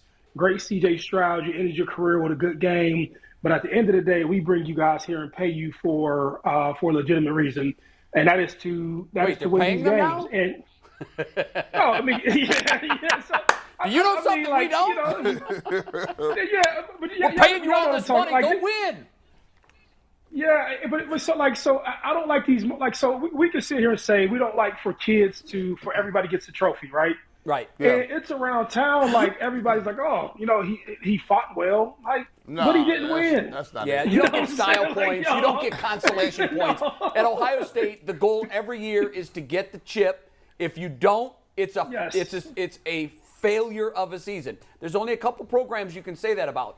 Alabama's one of them. I think Ohio State is one. Yeah. And they didn't close the deal, particularly to your point. When you're up 11 in the fourth, they needed that running game. You got to close that deal. Let me say this. They needed that running game. If they would have had the running game down the stretch, they could have got them off the sticks in the fourth quarter. I even think with Marvin Harrison. I was just going to say that. If Harrison's out there, they win the game. They win the game with Harrison. The offense did enough. The defense. They did. The defense let them down. I'm glad you brought up the play calling because he was putting his guys out there with no safety net, and we've seen what that looks like this year. To your point, the caliber of defensive backs they have, they're not great. Okay, just like this. So just like you're on the show, right? It takes you about how long? A couple of weeks to figure out who's around and who can do what, right? And this is television, right? This is television, podcast, and TV show, whatever you want to call it, right? Right. It takes you a handful of weeks to figure out your personnel on the show and who can do what and who can say what and who can input. If I've gotten you in January, February, March, and you've been on the field every day with these players, you've seen them in one-on-one drills, you've seen them in group drills, you've seen them in team drills, you know exactly who your personnel is. You know what I mean? When I come and give you $2 million, I'm not giving you $2 million to experiment. I'm giving you $2 million because when the offense lines up, this is what a coordinator's job is. When they get into this set, whether they get in double wide, double tight, whether they get in whatever set that they get in front of you, there are so many variations of plays that they can run. And you're supposed to line up your defense accordingly to have the appropriate leverage based on down and distance, based on where you're at on the field. Field positioning is just based on personnel in general. And so if you had the same struggle against Michigan and you were in cover 0 and the whole Columbus, Ohio say, yo, bro, you can't run cover 0 with these corners. Why would you even think that in the fourth quarter when you're up 11 against their receiver who's the fastest guy on the field, they ran a formation that made you cover him with a safety? Why are we putting the safety over top of him? The safety's supposed to be over top of coverage. You bring a nickel back in, or even if they were running a hurry-up offense, you're supposed to know what personnel to get on the field and the coverage to protect certain guys. And so that's my issue. And so we'll criticize Deshaun Watson. We'll criticize David Njoku. We'll criticize C.J. Stroud. We'll criticize somebody for dropping the ball, right? But it seems to come like when you come to say, hey, coach, like your decision-making and your evaluation or your awareness of the situation, we don't like to have this conversation, and I don't know why. You know what I mean? That's what bothers me. And Well, we you're do here, a paid Maurice. professional. We love Yeah, calling we people love out. those conversations here, man. You know that. Yes. Thanks, Maurice. I'm talking about local journalism. Oh, You're right. Yeah. Mo, G's no longer local. G's national. Homer Mo, Happy New Year, man. See you, buddy. Happy New Year to you all, too. All right. That Mo bias is funny as Have hell, a good one, bro. Mo Bias. I like that. We gotta keep. We got Mo Bias. We got funny Penny is- LaBull. We got GNN. Oh, GNN. GNN. That's kind of funny. I like That's that. kind of dope GNN right was there. very good. By the way, but go ahead and do your promos, Mike, and then I got a quickie for Yeah, everybody. we got some exciting news. So we always do overtime for our members. And real quick, just so you guys know, for less than $2 a month to become part of the starters tier, that gets you all the custom emojis. We're gonna update the emojis on this graphic where we are like 6 away from unlocking the next emoji. So hint, hint. If you want the next emoji, sign up. Coaches tier gets you for less than $5 a month. The same thing plus some overtime video, daily extra content, and for the Browns Steelers game. We are doing something we have never done before. We're going to test it out. It may work, it may not. But essentially, you can be part of our UCSS group chat during the game. You can see all the back and forth we have. It's going to be myself, G, J. Where does that happen? In a Bull. text chain or Yes. what? It's is a that- text chain. It's a whole system that I had a great grasp on yesterday until we had to test it out, and I couldn't figure it out. So I'm we're gonna cursing do in that another thing, one. right? We don't care. Yeah, we yeah, say we can whatever curse we want. in it. It is Well, unfiltered. I mean, if we want it to be authentic, our regular Yes. in-game chain. Yeah. If you There's want a to lot be of part of curses. that is just for coaches members. Yeah. Just for coaches, and I can't. So get we're bringing them into our text chain. It's crazy. What it's an app apps that that? I Who can't- does that? Nobody. Crazy. And if you Nobody. want the code, you have to become a coaches member, and it's on our community tab. We've posted the code on the community tab for coaches members only. So if you want to be part of that, you got to be a coaches member. You got to go to the community tab. You'll find the code and the app, and I can't even say the app name. It's secret unless you're a coaches tier member. Oh, so go wow. check it out. It's on the coaches tier community tab. Awesome. And you could join us on Sunday. And I'm just giving you a heads up now. It's Thursday. I promise you, we will do our best to understand this new technology. I had a whole one-on-one with Ian yesterday. I left that meeting like, oh, this is simple. And Anthony Earl will attest. This is about to be a breeze. We then tested it out. I was so confused. I'm getting another tutorial on it today. So we gonna hope be a it'll run disaster. I like that you said, I promise you. We'll try our Not best. that I promise you this is going to work. Yeah. I promise you we're going to give it our best Yeah, shot. yeah. It makes it. I'll tell you offline. This app, it's supposed to work awesomely. I just got to figure out how the interface actually works. Yeah. But it is essentially a group chat that I control through an app on my laptop, where we can go back and forth. So- They can ask us questions. Fans can ask questions. Let me see if We I can put it in understand the this chat. right. We're not peeling back the curtain. We're peeling back the curtain and inviting the coaches members into our room, into our club. Now it's not the full group chat. It's us three, or me, you three. Jason's working, so we're not going to blow up his phone. Yeah. We'll Blow time him up. this. No. I get it. But what we're essentially pulling our curtain back Yep. and saying, come on into our in-game discussion. Yep. You're part of the club. Have you guys had a coaches tier member? Have you met a coaches tier member yet out in public? Eddie. Yeah. Oh, Eddie. aside from Eddie. Eddie doesn't count. I think we all know Eddie. There were two young ladies that were there. That I were, don't know that if were, they're Eddie does count, by the way. We love you, Eddie. No, I mean, we all know Eddie. Yeah. besides- I did yesterday for the first time. Really? Yeah, and the distinction that they made was, yo, Ultimate Cleveland Sports Show, I'm a coaches tier member. And it automatically, to your point, Like, it was it like- gave him instant cachet with me. I'm That like, has more credibility. oh, what's whoa. up? And so now we're boys, you know? Yeah. Now we're boys. Did you That's go it. in for a Boy, you said you had handshake? something too. What's Yeah, up? real quick, guys. The local Pro Football Writers members. Are you considered a local Pro Football Writers Association member? Did you? Yeah, but I didn't vote. You didn't vote. You were obnoxious. Actually, I don't obnoxious. know. No, I'm in it. Jason I'm never in it. votes. So they I'm in voted for ever. two things in Cleveland. First, Player of the Year. Who won MVP of the Browns by the writers? Or who would you have voted for? My Nick Chubb is really easy. about the Chubb. only. No, it's not Chubb. It wasn't Chubb. It was Joel Bitonio, Wow. Okay. which is a good vote, but I would have gone with Chubb. But anyway. No, I mean, it surprises me because Yeah, you got to he's be a really lineman. inside the weeds Yeah, to right. look at Joel But and this say is he's all writers that Okay. are voting. So I saw. I get it. They're Yeah. little. And then they voted for the Good Guy Award, which is basically who treats the media the best. Yeah. Who do you think won that one? Nick Chubb. No, but I mean, Nick Chubb is yes. so. Conklin? But Nick Chubb's not that much of a talker. So No, but he's just very. Conklin's a good cordial. choice, but not the answer. I know who it is. Bitonio? Did he win that I'll too? give you a hint. He's only played 11 games this year. Brissett. Wow, Jacoby Kobe Brissett. Brissett. Jacoby Brissett. There you That- go. So that's- congratulations to those. That one really surprised Is me. they gonna sign him? Why you didn't Wait, think It did surprise you? He didn't really answer a question all No, year. but he was cordial. Like, it's a good guy. He's a good guy. very polite. We all like him. He didn't beat Jason up when Jason walked up to him and said, "Hey, I've said a lot of really mean things to you in the offseason." He was great. He was great. And that was a fun I always conversation. found- That's dope. You came up to him and said, "Yeah, I was." No, those conversations, I've always been fascinated. Those are the conversations that writers have to have. When I was in TV, I never had to have those So conversations. you do have. But- So you do if you've been It's part of the deal. Like, the number one rule, if you rip a guy, you better be in the locker room the next day. You better face him. Oh, unwritten rules of journalism. I like this stuff. Oh, yeah. Oh, Like, no, it is very much so. That's 101. So if you write an article, you be like, man, you play like crap. You got to be in there to You get better that. be- And you let me ask better you be in there this. the next I've day. had writers tell me it's also kind of, I don't know if it's unwritten, but it's their courtesy that they follow. They give the player a heads up. I've had some tell me that. Really? Yeah, I have. They said they will go up to them and say, I'm doing this is what I'm doing. They don't necessarily say it's a hit piece, but I'm doing a story, and we're going to talk about some unpleasant things. And I want to give you the courtesy to react. Do you want to participate in an interview for it? Man, and that's a courtesy. when I meet someone for the first time, like someone prominent, I tell them, I'll always stab you in the chest. I'm not going to stab you in the back. You're going to see it coming. Guys Yeah. respect that. Yeah, I think. And you know what? I think guys not only respect that. I think guys will. That's why you had the relationship with LeBron that you had, in my opinion. Yeah. Because of your fairness. That's why I always liked you as a reader, reading your stuff. So thought this guy. Y'all ain't this that guy bad now. is I fair. mean, y'all ain't that bad. I didn't know that. I didn't know. What about sports talk show hosts and sports media? No, We don't have to be no.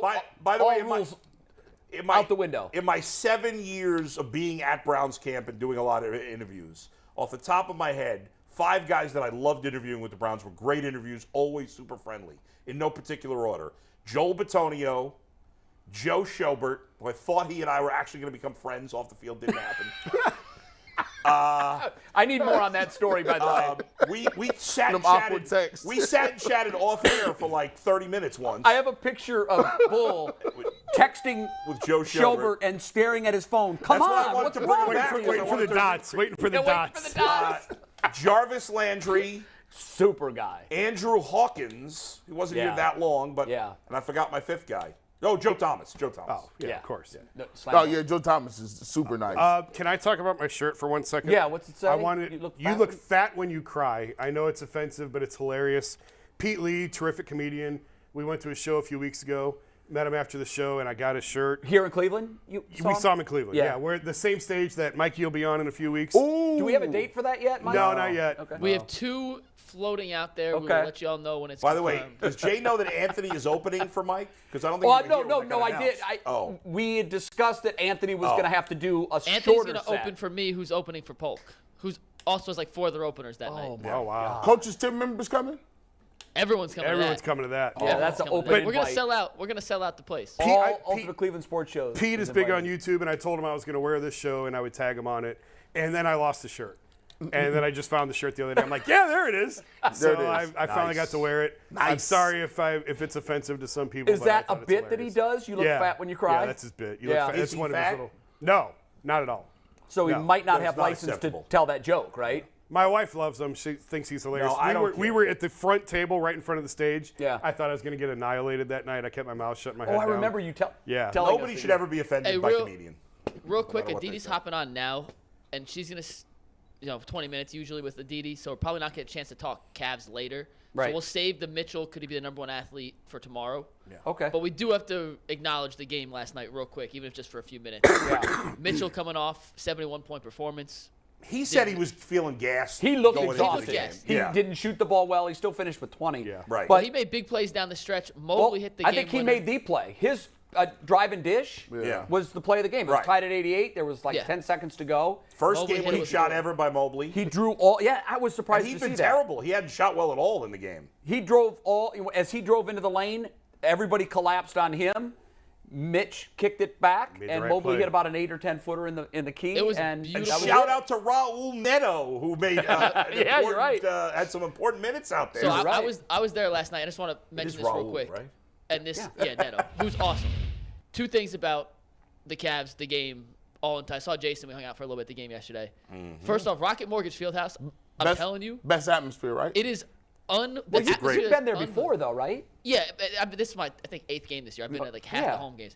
it gets better and better. And the game yesterday was hideous offensively. Mitchell had 71 points by himself on Monday. There were 74 total points in the first half combined yesterday. No one made shots. The Cavs were 0 for 15 from 3. There wasn't a second in that game where the crowd wasn't completely engaged. And when they recognized Mitchell in the first quarter, and Jason, I guess you were at the media seats. I'm curious how it sounded from your perspective as someone who's been to a lot more games than I have. That was as loud of a non-game-winning shot moment I think I've ever heard at a basketball game. They get it going. That Rocket Mortgage Fieldhouse, from my time covering, Rocket Mortgage Fieldhouse, Oracle, which no longer is there, and Toronto come to mind as the 3 loudest arenas. Right. Can we just call it the Rock, by the way? That would be dope. I think there is a Rock already, unfortunately.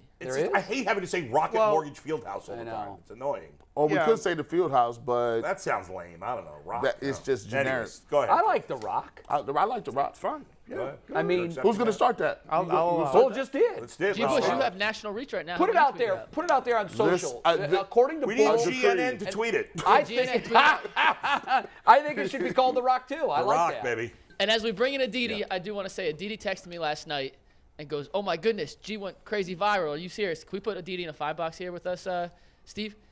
G, we all love you, man. You are the worst person with your phone in the world. G, I'm not sure knew he went viral until he finally read my text 8 hours later about Michael Parsons retweeting it. Aditi, I'm not kidding. When I told you last night, he had no idea. I was like, no idea. I could. Yeah, I mean, it was really funny because I said to Mikey, I said, "I'm so sorry. I've been like crazed. I didn't realize that she went so viral." And frankly, I think it was Micah Parsons retweeting you that made me realize, made me watch the whole thing, all of that. And Mikey McNugget said, "I don't think G knows." No, I didn't know. Like, no. And they said he's not responding to text. I'm like, because he's blowing up so much, he's ignoring all the texts. No, he's big timing you. No. My mom. There's a funny. I don't answer my phone so much sometimes that I was sick and I called off to work here, and my wife was like, "Where's he at? Where's he at?" I watch every day to make sure he made it there. She leaves for work before I do, to make sure he's there. So she texts McNuggets like, "Hey, wait, you went off the grid with wifey?" No, I was was there, sick. Jay. You were here that day. You were here that day. G didn't answer anybody. We were Remember worried she about texted Mike? Yeah, I do remember that now. Oh, I answered her either. It was crazy. I told you, Aditi. Guys, I've got a story that could top that one. So this is my very first sideline for CBS. I'm down in Carolina. It's the Browns-Panthers week 1 of this season. And I'm sitting in the production meetings with Kevin Stefanski and the Browns, one by one. And my phone is blowing up because my Simply Safe alarm system keeps saying that there's been some sort of a breach. And I don't know what's going on. So I'm texting my husband and I'm just like, hey, Matt. And my husband is at a Pitt football game with my son and my daughter, and Matt's not answering me. And Myles Garrett walks in the room, and all of a sudden, I see video on my phone of police around my house. And I'm like, oh my God, guys, I'm so sorry, but the cops are at my house. And I get up, walk out of the meeting. This is the first time that I'm working with this crew. This is the first time I'm doing the sideline. I'm totally probably getting fired. I call the police department, and I call somebody that I think is at the Pitt football game to be like, hey, is Matt sitting anywhere near you? And she's like, yeah, he's right here. I'm like, well, can you ask him to get off his you-know-what? The cops are at the house. So then I walk back in, and Myles Garrett, this is a true story. Myles Garrett is sitting there, he's talking about Baker Mayfield and the defense and all that. And Myles is like, is everything okay? And I'm like, yeah, my bleeping husband just needs to get off of his bleeping bleep. Myles loses it, Jay Feely loses it, and I'm just like, at this point, I'm losing my job. Who cares? You know how I feel about men who don't pick up the phone. Pick up the phone. It's obnoxious. You're 100% right. We're all bad, but you are awfully bad. So I take very strong medication, people. When my neck hurts, I take this medication, and I'm like, you're out. It's incoherent. Plus, you don't sleep at night. And I have insomnia, so it's crazy. Like, I used to have people wake me up for my radio show at like 5 or 6. I said, listen, please, during the pandemic, it was just me. I just said, listen, make sure I get up, because if I don't, I can't control it. So, yeah, I was just asleep because I took my medicine, but my mom called me. She called me 8 times. McNuggets was like, I didn't know what to say. So it worked out well. But yeah, if I don't answer you, it's for a decent reason, I think. You're usually heavily medicated. Yes, I'm usually sedated. Your husband doesn't have that same excuse, Aditi. Yeah. No. I can, No, yeah. not No, even but remotely. I mean, Aditi, come on. you do know though You when could call Myles Garrett now and ask Myles Garrett about Aditi's husband, and he'll be like, "Oh Did yeah, he that's the dude apologize? who wouldn't pick up the phone when the cops were at the house." Did he apologize? Was he like, "Oh, I'm sorry, hon. I'm sorry. It was just I couldn't hear my phone." You know what though, No. Aditi? I'm gonna come to your husband's defense. I've been at games Sure. oftentimes where I can't get a text or a phone call That's right. out, and I get nothing in because I'm surrounded by 60,000 people that are hogging up all the cell But then, Jay, space. why was my friend Becky, who's sitting 3 rows away from us? She has a better theory. No, wait. I knew that would be your next question, so I'm going to explain it the way it's been explained to me. Alibi. It's literally like sand fighting to get through the small hole in the hourglass. This dude is good. Some man. get through, This guy's good. but not all of it gets through. Aditi, as Jay, the is this how you've been married for 20-something years? I'm hiring Jay as my This guy- defense attorney. This guy's Wait freaking a second. good, Wait man. Wait a second. As the only He's good. non-Neanderthal on this panel, a man who had it, my best man was a woman. Unlike these animals, your husband was out of line. He should have answered the phones. What if it didn't ring? There's no way it didn't ring. He's full of. That's an excuse that a guy would make. Oh, I don't know. That's full of. How many times did you call him? I mean, at this point, I don't remember, but it was a lot. I am that person. I hate that person, but I am that person that will call. So there's no way it didn't ring every time. No way it didn't ring every time. He got the business. I don't know, man. I've been at games where for the entire 3.5 hours, I Same. can't get anything No out signal. and I get nothing in. And then you walk out of the stadium, you're 5 miles away, and all of a sudden, Your phone explodes. 42 Yeah. missed calls. Yeah. Allegedly. I mean, it is a true story. That does So- happen. Yes, Jay, that does. But on this Jay particular, sits in the high roller seats. He doesn't have that problem. He's No, got that's not personal that. internet. He's sitting right behind. I mean, he's got his own personal internet. No, Who's I he don't. kidding? This isn't true. Aditi, you someone know walking the behind him with Steelers a as cell well as tower. anyone. That's why we're thrilled that we're going to talk Steelers. Like, obviously, this game is meaningful for the Steelers. How are you looking at this football game as we sit a couple of days away from it now? What do you think is going to happen? well, I mean, the Steelers are still in this position of win and potentially get in. Obviously, they need help, but they've been in that position before. I mean, I remember standing on the field in Cleveland near the end of a game, and Ben Roethlisberger and the Steelers were waiting for help. I believe it had to do with Kansas City and a field goal. And I remember Ben turning to Tracy at the end, Tracy Wolfson at the end of the game, being like, "Tracy, do you have a score? Tracy, do you have a score?" Like, yes, they need help, but they're still alive. They're not dead. Right. And so while I would sit here and from the Browns perspective, I love hearing Myles Garrett say, "Oh, we want to be spoilers," and "Oh, they are our rivals," and "Oh, we want to end on a great note," and "Oh, you know, how you finish really informs how your offseason goes," and all of that. Let's see if they can make that just as meaningful as winning to get into the playoffs. The Steelers will make meaningful. That was not a sentence that made any sort of sense, Yeah, and I I understand. apologize to my No, we grammar get it, teacher. but- There was no construct there, but Your underlying Aditi, point was taken. Here's the important thing. Yes. At when the Steelers were 2-6, you were on. That's her husband. She You was- were on. that's actually the voice coach. was He's Maurice. way more responsive than my husband, but okay. So at 2-6, you were on with us, and I was doing a victory lap that I was going to be right that the Steelers were going to finish under 500. It was in the bag. Now, we all know the reality is the Steelers are beating up on the Sisters of the Poor to get all these wins. I don't think do they have a quality win in the whole list? Who cares? You Yeah, beat they're who? all quality is wins. worthy, They okay? beat a at bunch of some point, scrubs. I don't care. It's You're still right. hard to win in the National Football League. Win. You're right. That's it. I'm making You win, you done, you excuses. done. I'm making You done. excuses. They would have no Yeah. chance of winning in the playoffs. But if they win this game, they will finish over 500, and I will be wrong. Do you want to proactively, before this game, take a victory lap back at me right now? I love Adam. Like, this is one of those things, like, I'm not tied to any organization. So it really, like, what's the point in sitting here? Someone sent me a tweet. No, just that to I had bust my apparently chops. tweeted I think you should it's just like bust my the line chops. for wins. No, someone sent me, I think the line was originally set at 7.5. for the Steelers in terms of wins, like at the start of the season. And I had tweeted, this is the highest paid defense, or this is a defense filled with playmakers, game changers, whatever. On offense, they're going to be able to do what they want to do. They rebuilt their offensive line. Definitely take the over. So someone actually just sent that to me and was like, oh, look, you were right. You knew what you were talking about. All right, great. Like, who cares? I just don't, Adam, I don't know. I don't know. This could go every which way. And it's certainly, I actually had this conversation with a Steelers player yesterday, and I'm not going to sell anybody out in any way. And obviously, no fan and no player ever wants anything other than to win. Nobody is thinking about, well, my draft position might be better, or my coaching staff might change this way, or, nobody ever wants to lose, period. Like, that's it. And let's stop talking about, well, it might be better for the whole of the organization if X happens, because no player, no coach knows that he's going to be there for the next year, the whole of the organization.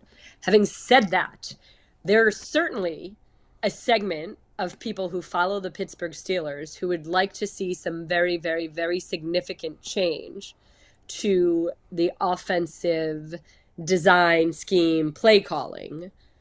And the Steelers making the playoffs makes it harder to see Mike Tomlin, who is loath to make change for change and who is incredibly loyal, makes it harder to see Mike Tomlin being compelled to make change. Yeah. Because that has been a conversation point this year that, Chuck Noll at one point was forced to fire 4 assistant coaches by ownership and was told, you need to change this up. And he did, and the Steelers saw immediate success.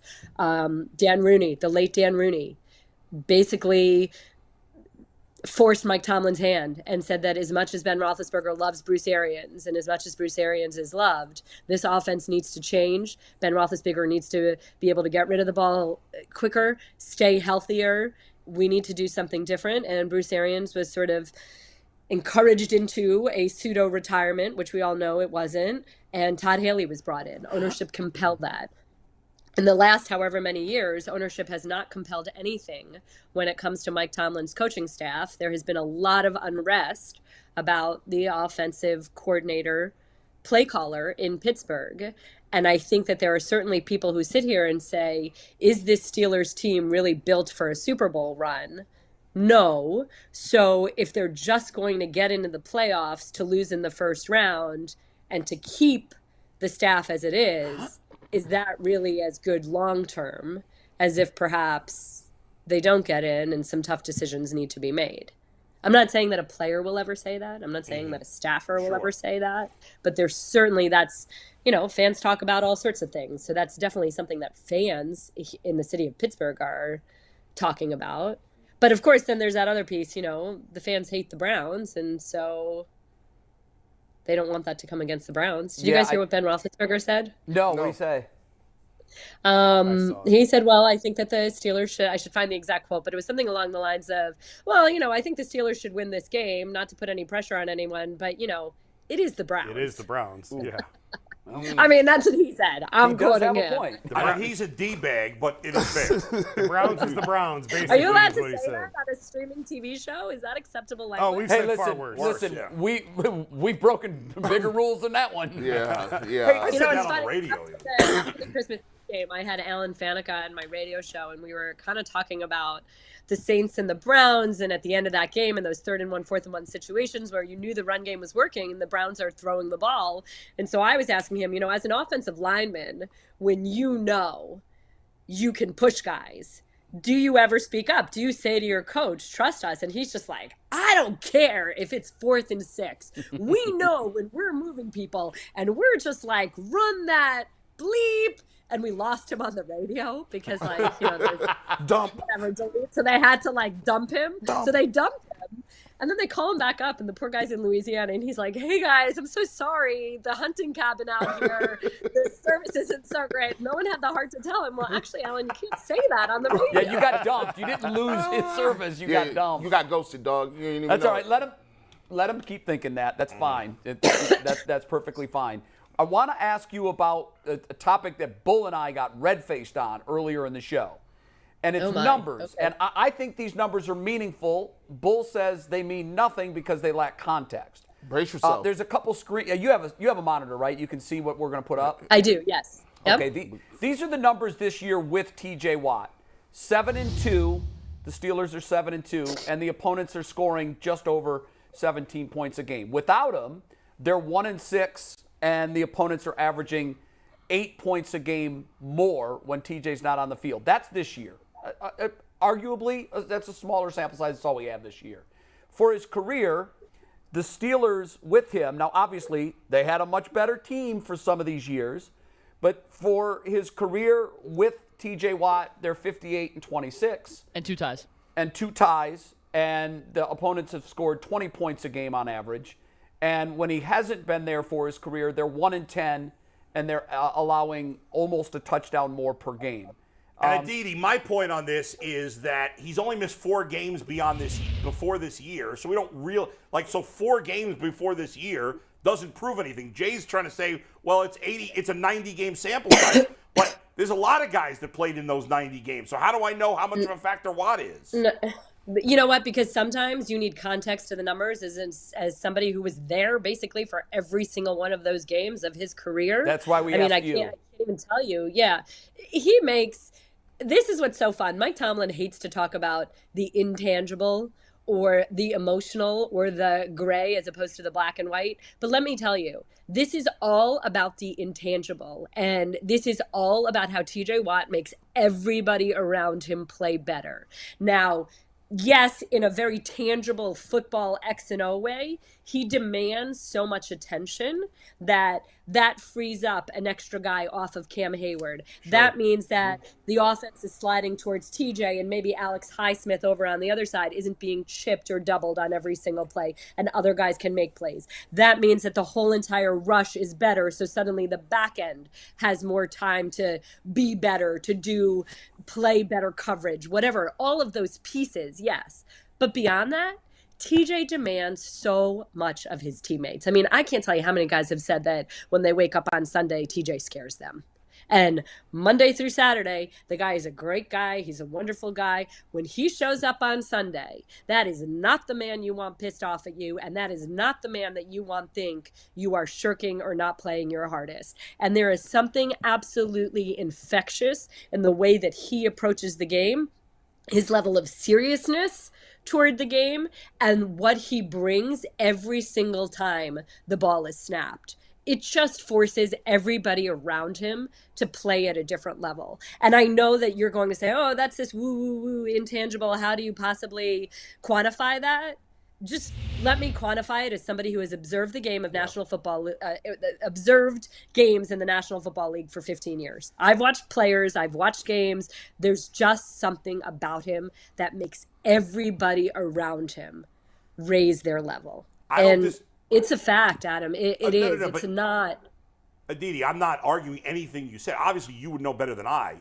Jay's point was that those statistics that he gave you proves that T.J. Watt is the best defensive player in the league. No, I didn't. No, that's not what I said. If you go back and look what I said, I asked the question, does this make him the most valuable player in the league?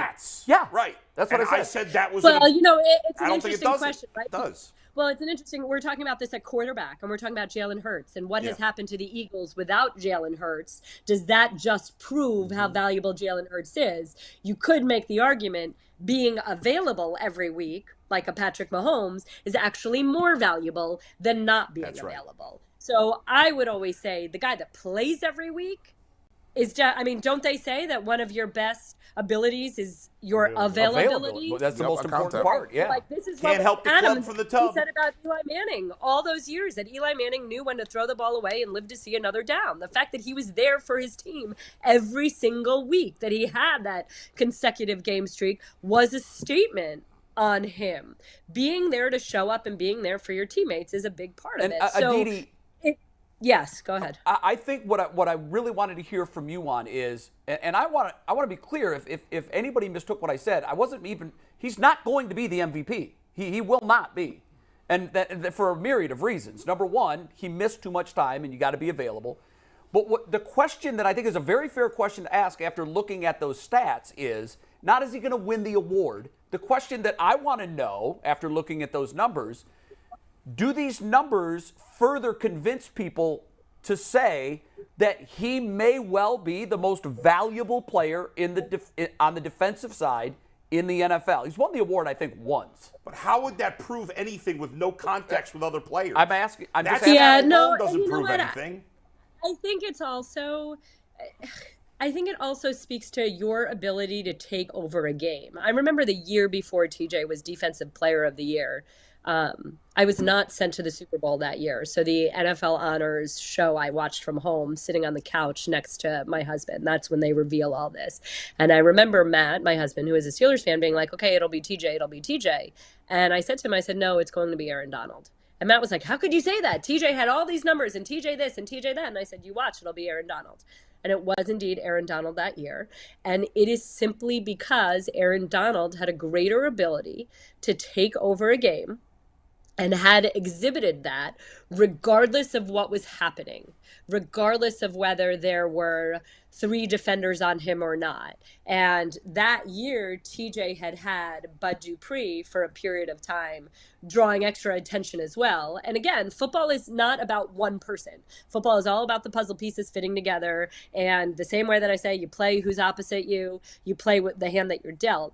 But there are certain players that no matter what, regardless of what is around them, can take over a game. And sometimes the way we talk about Cam Hayward, that there are 3 men on him and he still somehow bull rushes them and gets 20 yards downfield to chase somebody. Right. And I think that TJ, as great and wonderful and dynamic and as gaudy as the stats are and all of that, I still think that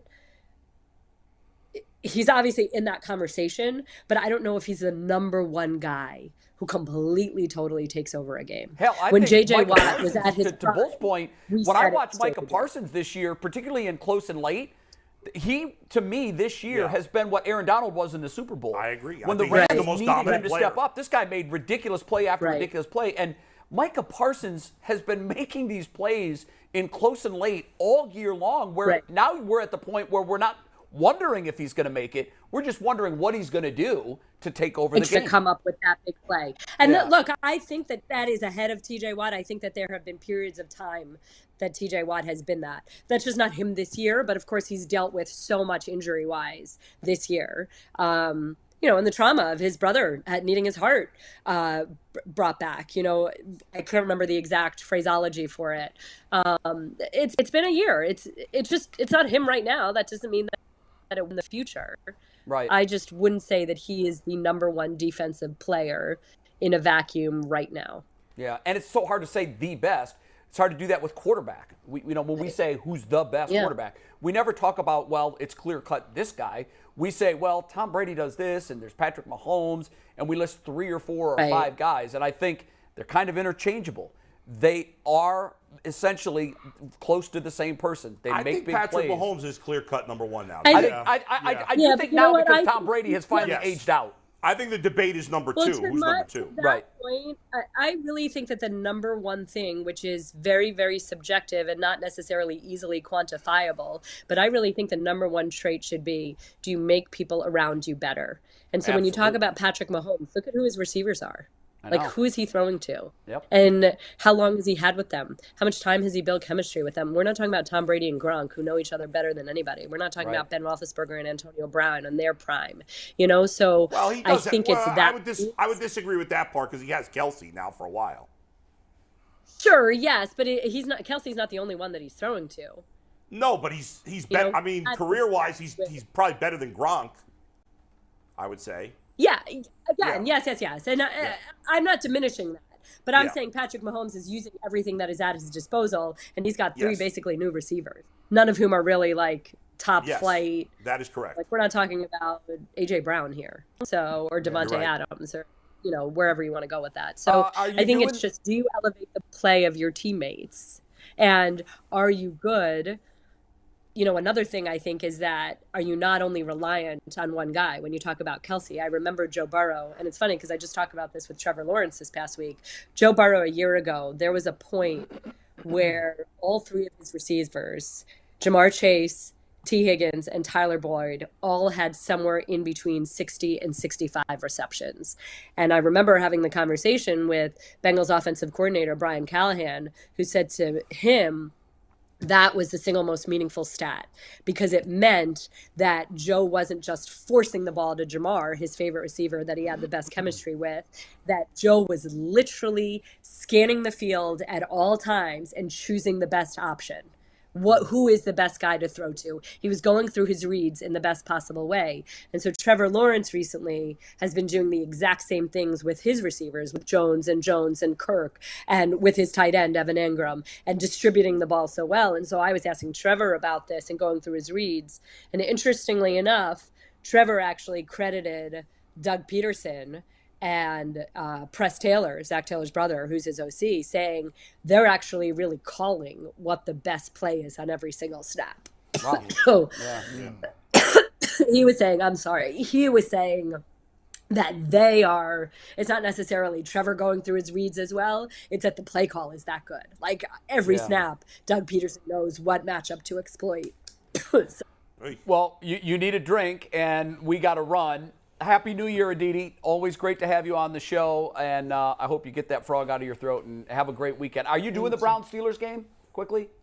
No, I'm not. That will be the Greg Gumbel, Adam Archuleta, AJ Ross crew. Okay. Gumble. I was hoping we'd see you on that I was team. supposed to be in Denver. The reason that I'm late this morning, I apologize. I was going to be on the sideline of the Chargers game, but it was just decided this morning that I will instead be on the NFL Today with what continues to be very, very happy updates on Damar Hamlin. And Wow. I'm personally hoping that he's brought home to Pittsburgh. Yeah, it was great news today. It was great news. I see. And you know what? If they're Great, smart, great if they're smart at CBS, they're going to see you on that set, and they're going to say, we need her presence every week in studio on this show, because they do. Well, I'm going to be standing outside a hospital, Jay. I won't be on set. I'll either Well, be outside a hospital in Cincinnati or outside a hospital in All Pittsburgh. right. But Speaking of on set, when you coming back to this set? Yeah. After the season? I think when the season's over. All right, when the wonderful. season's Promise over, we'll have a bigger chair next making time. my Aditi. way. I We promise. get you a chair, a We'll have a throne. bigger chair.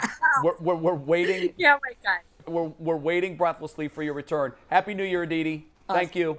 Bye. Happy New Year, my friends. Bye. We have a celebration to We do partake have a in. celebration. Earl, will you do the honors? I'm excited about this. I can't wait to see it. No one has seen this yet. Literally, No, no I one know. has seen this yet. Explain what it is. I don't know what this is. We did a fantasy football league between the Son UCSS of a- members. I hate you. And That Bull said from the start, I'm going to win. He said it, and he came And back. at one point, he was like in 7th or 8th place. I started 0-2 when I was 2-3, I think. so- And even then, you're like, I'm not concerned. I'm going to win it. So he just declared himself champion. He just said, "That's it. Yeah. Here's your second place. I'm the winner." That's it. So I'm the you're winner. protesting this. And Jason, he just paid you, right? He just didn't even give you a chance to. He just said, I "Here was you up go. What's your 70 Venmo?" points. I had Josh Allen and Isaiah McKenzie. You never know what's going to First of happen. all, I had Jamar Chase. yeah, you weren't going to He win. wasn't making up You're 70 not gonna win. points. Bull just declared him. My just said- brother is in, or my son is in fantasy purgatory too. Yeah, there's some. He's in the there's championship other leagues game. I'm in where we declared co-champs because it was debatable wow. who would win. Okay. It was debatable. Oh well, we're waiting to see if they're going to replay the game. Which they may. If they do replay the game, we'll In count this it. league, the commissioner just said, "You know what? hate this. Stop the vote. I Well, win." Hey, if So it this was, could be a premature it was celebration. stolen. So It was this- stolen could from be. me. I know A Jason's stolen joking vote. around, There's but if the no situation, guarantee Isaiah McKenzie wouldn't have scored Stop 8 the touchdowns. steal. That's right. Stop That's the right. steal. if things were reversed, I would have made Jason the champion. Stolen. See, You're my- wrong on Stolen. so many my levels, trophy. G. Stolen. So what is this? Is this our official trophy? It's the official trophy. I'm personally Ultimate pissed Cleveland Sports Show, fantasy fun. I would have liked to have a picture of me instead of this random dude in here, but that's okay. The first That's ever a nice champion. looking trophy. Thank Actually, you. We'll share it. I'll have it Let this me week. see. You That's can nice. have They that. got- Hey, dude, I got Here's some the weight. trophy. Somebody hold the trophy still so we get a shot Here of we it. go. please. You gotta. Yeah, turn it towards the turn camera. it. I so was we can putting get it towards No, camera you're 3, holding. no? You're holding the front of Yeah, it. let's see the You front gotta of it. Spin it. Oh, there we go. There, no, No, to this that one. way. There you go. That's a good, I got it now, Steve. That's actually There a you good go. looking. It's a great trophy. I love that he's on that he's in a chair. I'm gonna be Bull, I honest. think you should throw your legs over the left side of that chair. No, the right no, side of that No, chair. listen, we're on chair budget right now. Yeah, We're on chair budget. Do you right wanna Let me just explain say, in honor of we have a lot of prisoners of the moment here. We heard how in this room we've heard how Mike McDaniel's a great coach. His team choked like a dog. We've heard how Robert Saleh's a great coach. His team choked like a dog. But you did not choke. But I, when people were talking trash, deservedly so, because I was 0-2. You I came stood back. tall. And you said the whole time, I'm going to win it. Declared himself champion. Declared myself champion. Before the Jason is bitter games were about even this. over. Can we just He's peel not the really curtain bitter. He's back a busting lot real chops. quick? Let's peel the curtain back. Yeah. Bull created this 2 quarterback super flex league without asking anybody. Yeah. Yep. Collected all the money himself. Yeah. Well, he's the And then commissioner. just all of a sudden just calls it. Just calls it. Look, he's the commissioner. Somebody's got to make the difficult You calls. want to do a league vote? I mean, I think we should open up a poll. Yeah, let's put open a up poll on YouTube. Let's put a poll on YouTube. I mean, Jason. We don't need a poll. There's no way Jay was going to catch him. He was no down chance. 3-0. We need a poll. He has Jamar Chase. We need a Chase poll. was covered by Tre'Davious White. 0 catches, guaranteed. Guaranteed. He's messing around. They- First of all, Is the when I poll told up? Anthony, Jason is I the was poll sent, up? I'm not going to say exactly what he texted me, but when I texted Jason that he won second place and I was sending him $150, his response was that of happiness, not anger. Well, then I had a chance to sit back and think about it. Yeah, not so fast, my friend. That's What what is is the my winning? What do you win? I won 300, How many leagues He won do you do? 150. How many leagues are you in? 5. How many are you going to win? just this one. This was it. Wow. I had a was bad leading from I gate thought it was you. to gate. I had thought a it bad was year. you. Well, let's be What clear. happened? Not only did G have by far the most points all season, He had the he best finished season. 4th, so he doesn't win any money. He lost in the semis. I lost- and he the Lost to me in the He lost- semis. I lost to bad. him. and Now, I lost- technically, G would have a bigger argument for them to split third place than Jason would against me. Their matchup was closer. Well, I think Earl says hell no. Earl was up by 15 points, but G did have Evan McPherson left. It's possible you catch, one 70-yard freaky touchdown pass. No, Evan McPherson. Oh, Kicker, okay. Yeah. That's not going to happen unless he kicks a 50-yard field goal or two. Well, you have to kick like 3 or 4 What field do you goals. guys? How many points do you give for 50-yarders? I don't remember off the top of my head.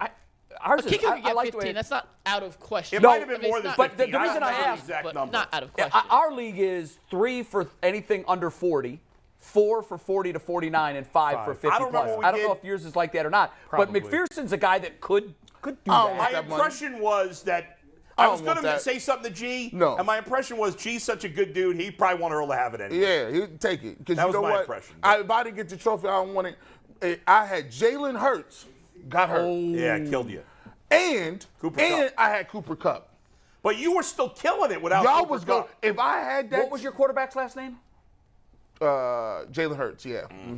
That didn't give you some sort of. He was the indication MVP. that Well, maybe- and you know who you filled in with was Deshaun Watson. Yeah, I actually Who I had had a him or decent fantasy game him or or something. Geno Smith. I could have played, but if my squad was completely healthy, by the way, I had Patrick Mahomes too. They were dead. You guys were dead. You were I actually dead. thought Earl had the best team coming out of the draft. I liked Earl's team. Yeah. Earl had a good team. He had a good season. All right, so the first season is in the books. Now, what we haven't talked about yet today is that's the prize, but there's also a booby prize. Yep. And that was, we had decided, even though for a while it looked like Tim Couch was going to finish in last, and Tim was like, I didn't know anything about this. I am not doing stand-up comedy. I'm taking enough abuse in Cleveland in my lifetime. He did pay, by the way. Yeah. I finally got the money from Tim. And, He's good for it. It wasn't him that said it. Was some, I don't know, maybe his wife or girlfriend. It's I an don't know. accounting firm. And Somebody sent him the Leroy money, paid which is too. But he didn't finish in last, did he? No, I Okay, ended good. up finishing in last, which I'm happy about, so there wasn't any controversy. So the deal was, first you get that beautiful trophy. It is an awesome Now, is that trophy. going to be a traveling trophy? The winner next year will get it? No, I think you should have Or a does it different say just trophy. leave it on set. 2020? I think we'll leave it on set. Yeah, Okay. So the booby prize is if you finished last, which McNuggets did.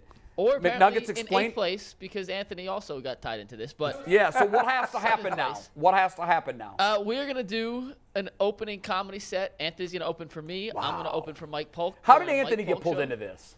He wanted You to guys- do it. I think you did it. basically. No, I think you Mike guys Polk Oh, said Polk Anthony. pulled him I into mean, it, yes. technically, Anthony McNuggets can told still him he bail had if he to. wants. I think he has the right to bail if he wants.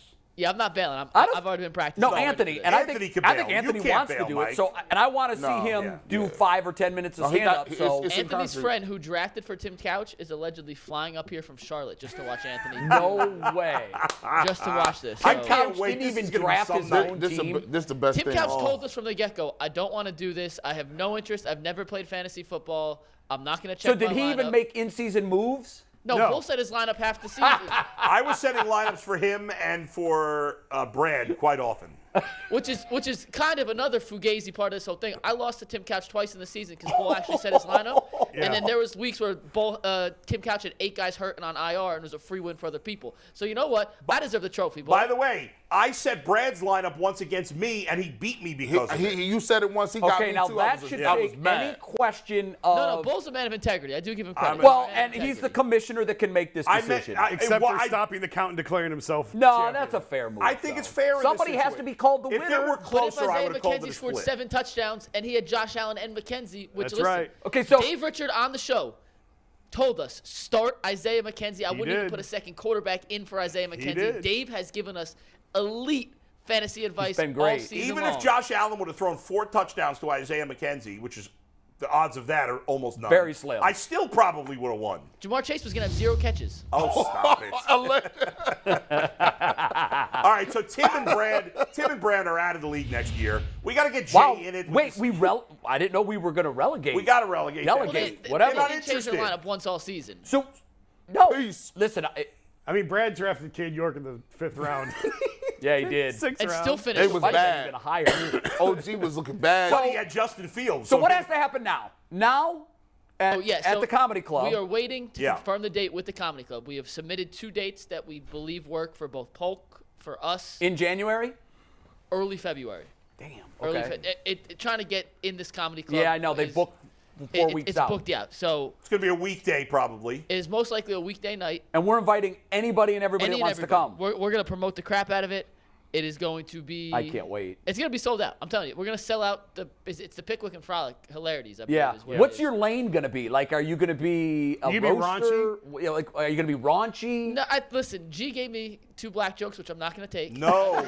I told you, you got. I gave him 2. Don't do that to him. I gave him 2. I'm like, not- yo, This is like Michael Che writing the jokes for. By the way, again, I think in comedy anybody should be able to say whatever they want in comedy. Hey. However, that's not that way people treat it. So No, Mike, it's do not. do You that. got I'm to. not yet, and I appreciate the. Could offer you for the know? black Could you community. imagine if I'm this skinny little collecting- white dude got up there and started dropping bombs? Plus, on the black he's not a comedian, so it would sound awkward. No, it would come off wrong. It would be a it'd be funny. As part of the Jewish community with Bull, I'm refraining from any Jewish jokes. I'm Yeah. just not Okay. playing. I'm playing it down. I think that's playing it safe, and that's the Don't right do way any to go. racial or No, Jew exactly. We don't religious wanna or make any of that headlines. stuff. Yeah, no. yeah. You know? Listen, I'm gonna make fun of you guys a little bit. I'm gonna tell a couple stories, and I'm gonna pray the clock moves faster than it has in That could rehearsals, be 'cause I'm funny, done. actually. I'm out That's a of good content 4 idea. minutes in. You should use like a Jerry Seinfeld, like some observational humor, that Yeah, type of I stuff. got a couple. Okay. But I but can't you- wait, man. But I'm it's so gonna be excited about amazing. But this. you don't want to have too many inside jokes. You want laughs from everybody. You got to do a couple current event bars too.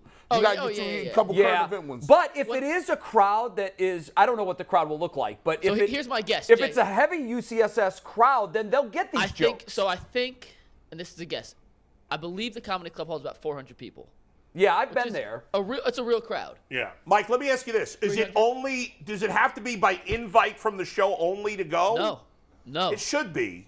Well, the thing is, we want to fill the place. No, I'm saying, we want it only to be fans of the show. They're all But invited. it is, Yeah. it's a Mike Polk Jr. show, though. Oh, I see. At the end. So Okay. if it was Yeah. just us, yes, but it is a Mike Polk Jr. show. Got so it. it's going to be a Wednesday or Thursday night. I don't know. I love Polk. I'm not sure if he's selling out. No. Hilarities on Thursday When night. I've seen them, it was in the week and it was sold out. So I went on a Saturday and it was sold out. I'm not sure what Okay. it is elsewhere. As soon as that date's confirmed, we will tell you on the show. funny. We will tweet it. We want everyone. Are we going to live stream it or no?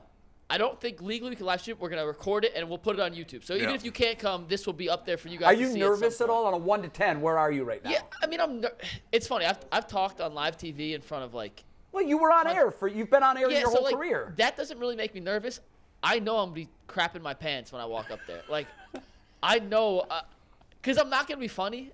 I just want a couple real laughs. You're gonna do great. You're going to be fun. I'm fine. Like, you'll have a I'm not couple like. laughs. I'm not terrified, but I know. What are gonna you be going to funny wear? even if- more nervous than I will What be are you for, going like, to a live wear? hit. Are you going to wear like a funny outfit? Are you going to? No, don't do that. I was hoping maybe I'll wear all barbershop. Gee, give me your. I want triple XL barbershop gear for this. Triple You wanna XL. wear- I got something for you too. It's a nightgown. Actually, Put gee, them in you know what- do you know what- unlaced Jordans. Like, let's. Actually, no. You know what? Tyvus is gonna style me. I'm gonna let Tyvus be my stylist. Okay, that's a good idea. And I have all the Browns gear that G brought in that he said his mom bought him that Yeah. was too big for him. that I might just wear. I'll let But Tyvus why? style me They'll in be that. swimming on you. It's going to look I stupid. mean, too small for me. It'd be funny. Yeah. Oh, Well, too small yeah, for you. yeah. too small for G, still the quadruple XL. Yeah, that's still big. You said I it was can't too wait. big for him. I think it's going to be So one of the. let me end with this. We got 2 minutes. I know we got to wrap up. Yeah. I promise you guys, and not you guys, this is to the UCSS viewers. As soon as this date's confirmed, we will blast it everywhere. We want you to come. Please come hang out with us. Right. We're all going to be there. I'm inviting some friends who It's going to be great. want to watch. Like, it's not an official meet and greet, but Might it's as well an be. unofficial meet and It's greet. going to be a UCSS party. Come hang out with us. I Like, think. please, please, please. I promise you, we are not holding out the date. I'm not going to wait till the day before to tell y'all when it is. We will tell y'all. Are you okay if I invite Bernie Kosar? Please. Okay. I'm making a Tim Couch Everybody. joke. I'm telling y'all right now. Tim Couch is getting roasted. We got to on this get too. Maurice Clarett here. I Bring think everybody. Tim Couch needs to come up. I want you should Leroy just do a Horn to Tim's come. not coming. Tim already told us he's That's actually really good, Mike. You should just roast all of us. Yeah, I wanna I listen. think I'm that's gonna roast all of that's you the guys. avenue. And get Leroy Horde up here too. Listen, It's not a I'll text party Leroy unless right now. Leroy's I'll text there. Leroy. All right, very he's, good. he's I'm scared though. If DeQuell, I we got to do- try to get DeQuell here. Oh, absolutely, DeQuell. we got 15 seconds. I will text them all right now. Overtime as soon as we next. know, I will tell y'all. Overtime is the second list of the numbers from Yeah. yesterday. The We'll greatest continue. We'll see you in numerical a second. Cleveland athletes Great 10 show. to 19. DeQuell tomorrow. Yeah.